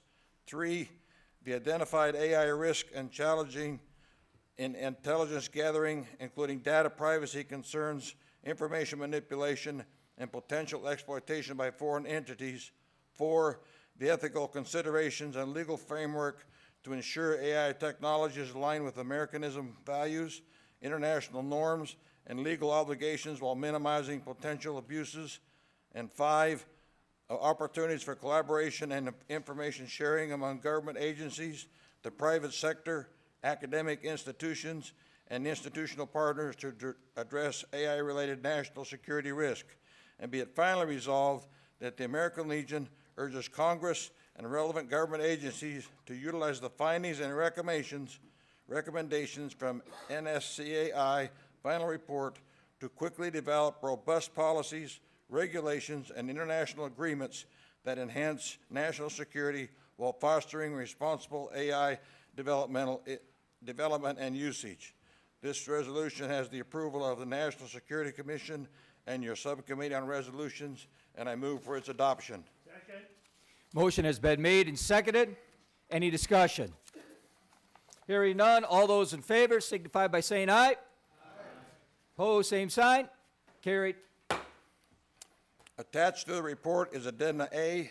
I move for the actions of the National Security Commission become the actions of the National Executive Committee. Second. Motion has also been made and seconded. Any discussion? All those in favor, say aye. Aye. Opposed, same sign. Carried.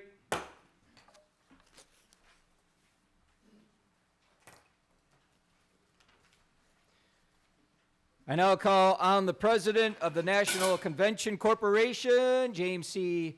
Mayhew, for a report on the 2023 National Convention. Morning, Commander. Morning.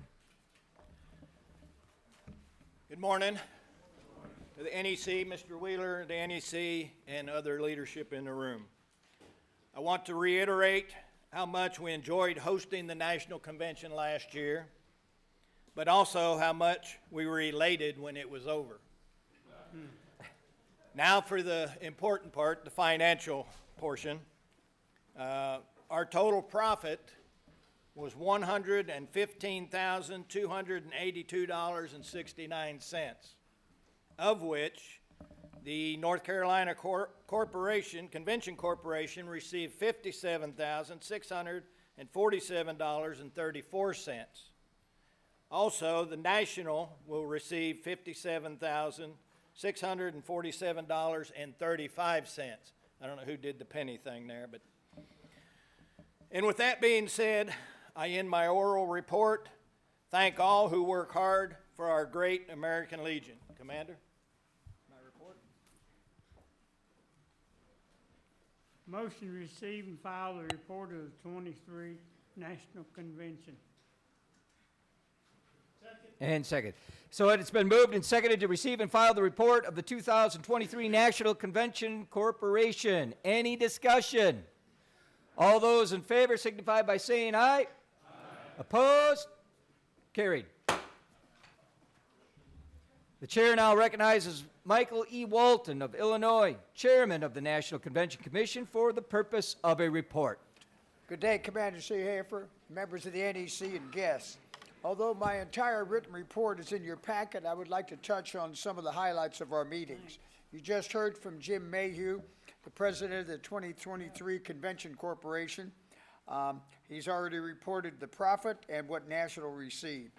We truly believe that Charlotte was another outstanding convention, and President Mayhew was thanked for he and his team's hard work in making that convention happen.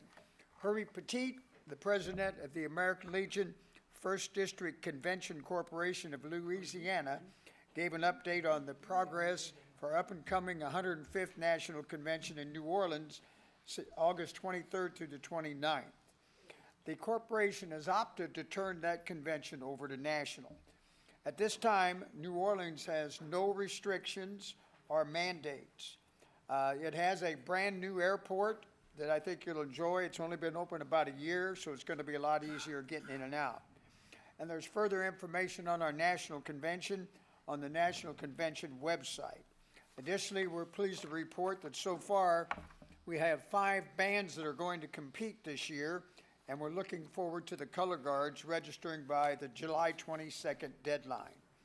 The National Commanders Banquet is progressing well, and tickets may still be available from the Convention and Meetings Office. The Commanders Banquet Entertainment this year will be a local band called the Bayou Royals. This being an election year for our National Convention, when with that will come some increase in security measures.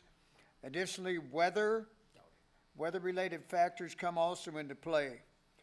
Therefore, we want to make sure that everyone have the latest and best information by always checking the website, and most importantly, use that American Legion app for convention when it's available in early August.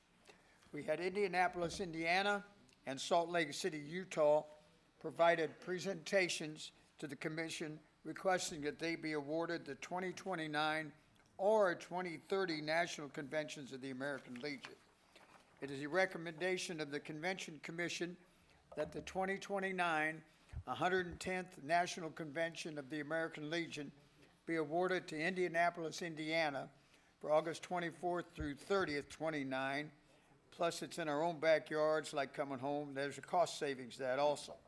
Additionally, the Convention Commission recommends the 2030 111th National Convention be awarded to Salt Lake City, Utah for the dates of August 23rd through 29th, 2030. Both of these cities have a lot of flexibility with their hotel room block usage and to meet the number of peak rooms that we're going to need. They're comparably tiered. They provide some decent cost savings, and we believe what is best for the American Legion. Another business for the Convention Commission, we held a lengthy discussion on security at the National Convention, not only because of our presidential candidates attending, we believe they'll be attending, they've been invited, but also what's going on in our great America and what you just heard from national security a short time ago. We believe, and I believe, I had 47 years in law enforcement, and I worked very closely with the local, state, and federal law enforcement folks still in my city back in Illinois. My friends in the FBI tell me something's going to happen. They just don't know where and they don't know when, but they said something's going to happen. So I'm a very cautious guy. We are going to add extra security to the convention this year, only because look at the impact it would make if something happened at an American Legion National Convention. What kind of impact would that make? So, plus, I'm very concerned about all of our attendees' safety, as is our entire commission. So there'll be extra security there. If the presidential candidates arrive, be ready for magnetometers, be ready for all of that. We are going to be working closely with the federal, state, parish, and local law enforcement in Louisiana all the way up until the convention starts. I'm going to go in early, actually, and meet with those folks also, and we're going to make sure that we have a good, safe convention. So that's something that I really believe is very important. Our RFP, our request for proposal, has also been updated by the commission.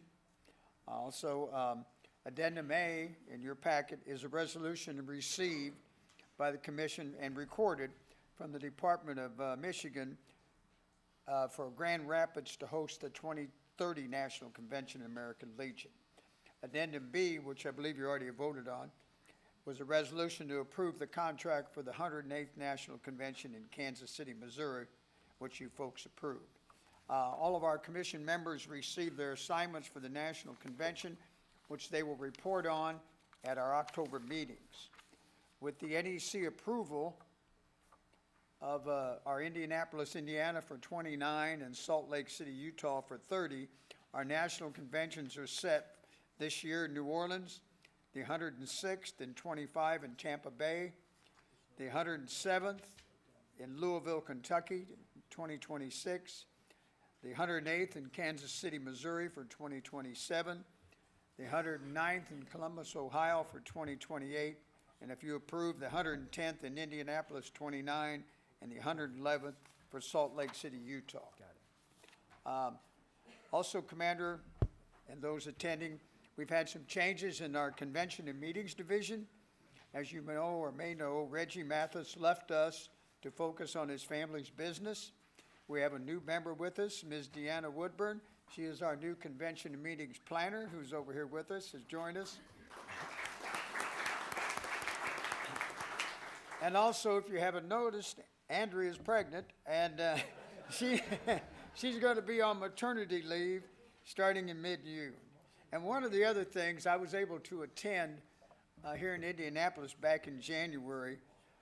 Our director, Bridget Robinson, received a very prestigious industry award for her dealings, and she got the top award in the country for the job she does for conventions and meetings. So we're very proud of her.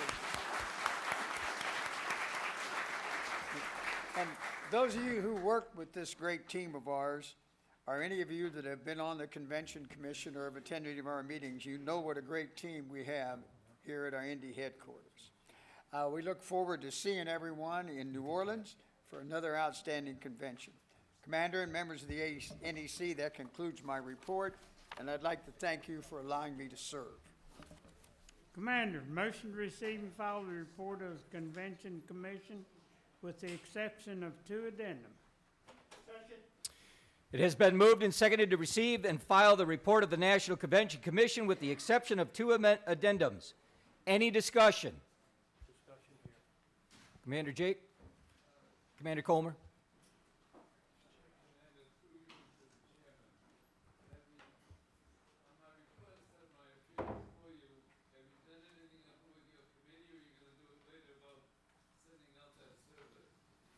We plan on having the survey ready by the time the National Convention is here. What I asked was that we have to send out a survey to the various departments to find out where do the Legionnaires want to go. Sometimes that's very important. The other thing is that it's something we've never done before, but we do it in our departments. Because of the cost of the buses and $200,000 per bus, we want to try to get some cities that have, it's down there in the lower rates. And I said, what's the problem with going back to a city 2 years in a row, as we do in our departments? So I really want you to look into those situations. We're doing that, Commander. Thank you. Any other discussion? Hearing none, all those in favor signify by saying aye. Aye. Opposed, same sign. Motion carried. Mr. Commander, attached to the report are addenda A and B. I move the actions of the Convention Commission become the actions of the National Executive Committee. Second. Motion has been made and seconded. Any discussion? All those in favor say aye. Aye. Opposed? Carried.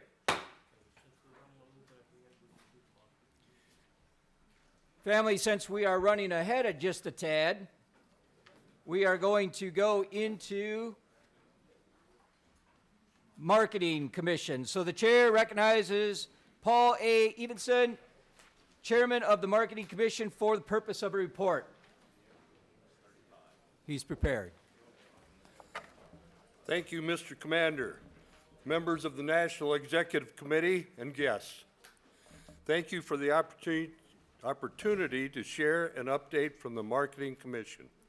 It is our report. You have the detailed 2024 Marketing Strategic Plan. The plan outlines the key projects the team will focus on in the 2024 year, accompanied by measurable goals. Additionally, the report offers a summary of our meeting, and today I would like to briefly update you on these key areas. The multi-year membership.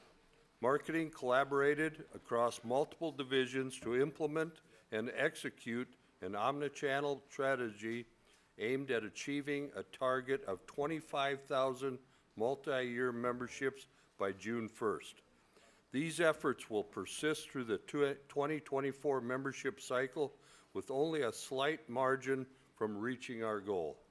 We remain optimistic that not only will the goal be attained, but also potentially exceeded. IndyCar. In addition to our activation enhancements as outlined in the report, you may have seen a little something about a comedian and a story about Pop-Tarts.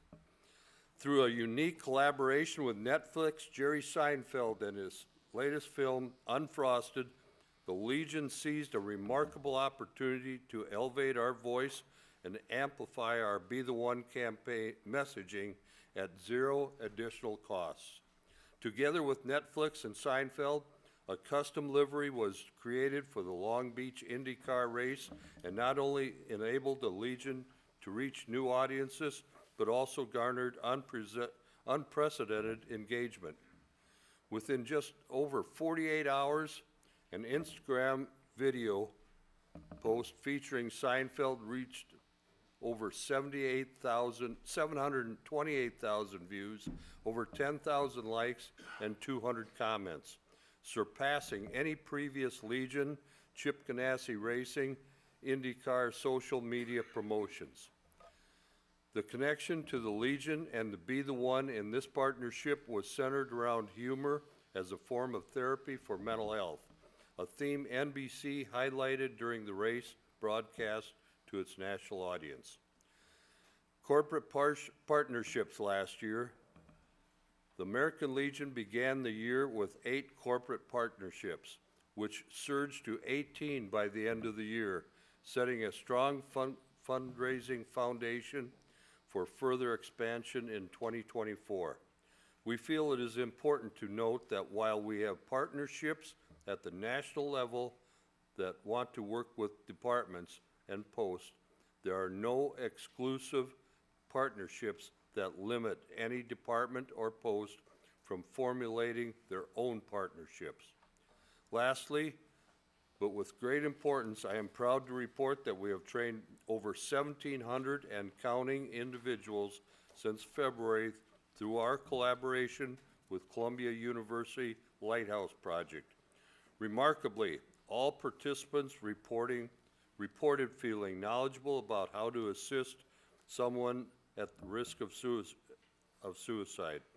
Furthermore, notable metrics revealed that 41% of participants experienced an increase in their comfort level with discussing suicide, while 29% enhanced their understanding of the importance of asking specific questions to assess self-harm risk.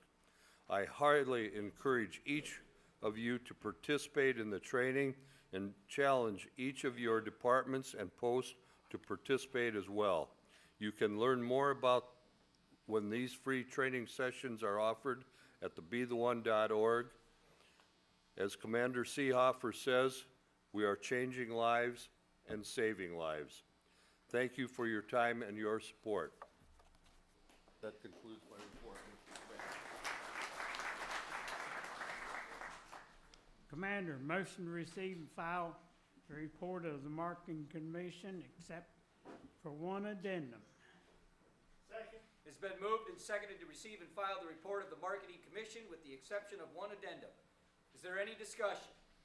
Hearing none, all those in favor signify by saying aye. Aye. Opposed, same sign. Motion carried. Mr. Commander, attached to the report is Addendum A. I move the actions of the Marketing Commission become the actions of the National Executive Committee. Motion has been made and seconded. Do I hear any discussion? Hearing none. All those in favor signify by saying aye. Aye. Opposed, same sign. Motion carried.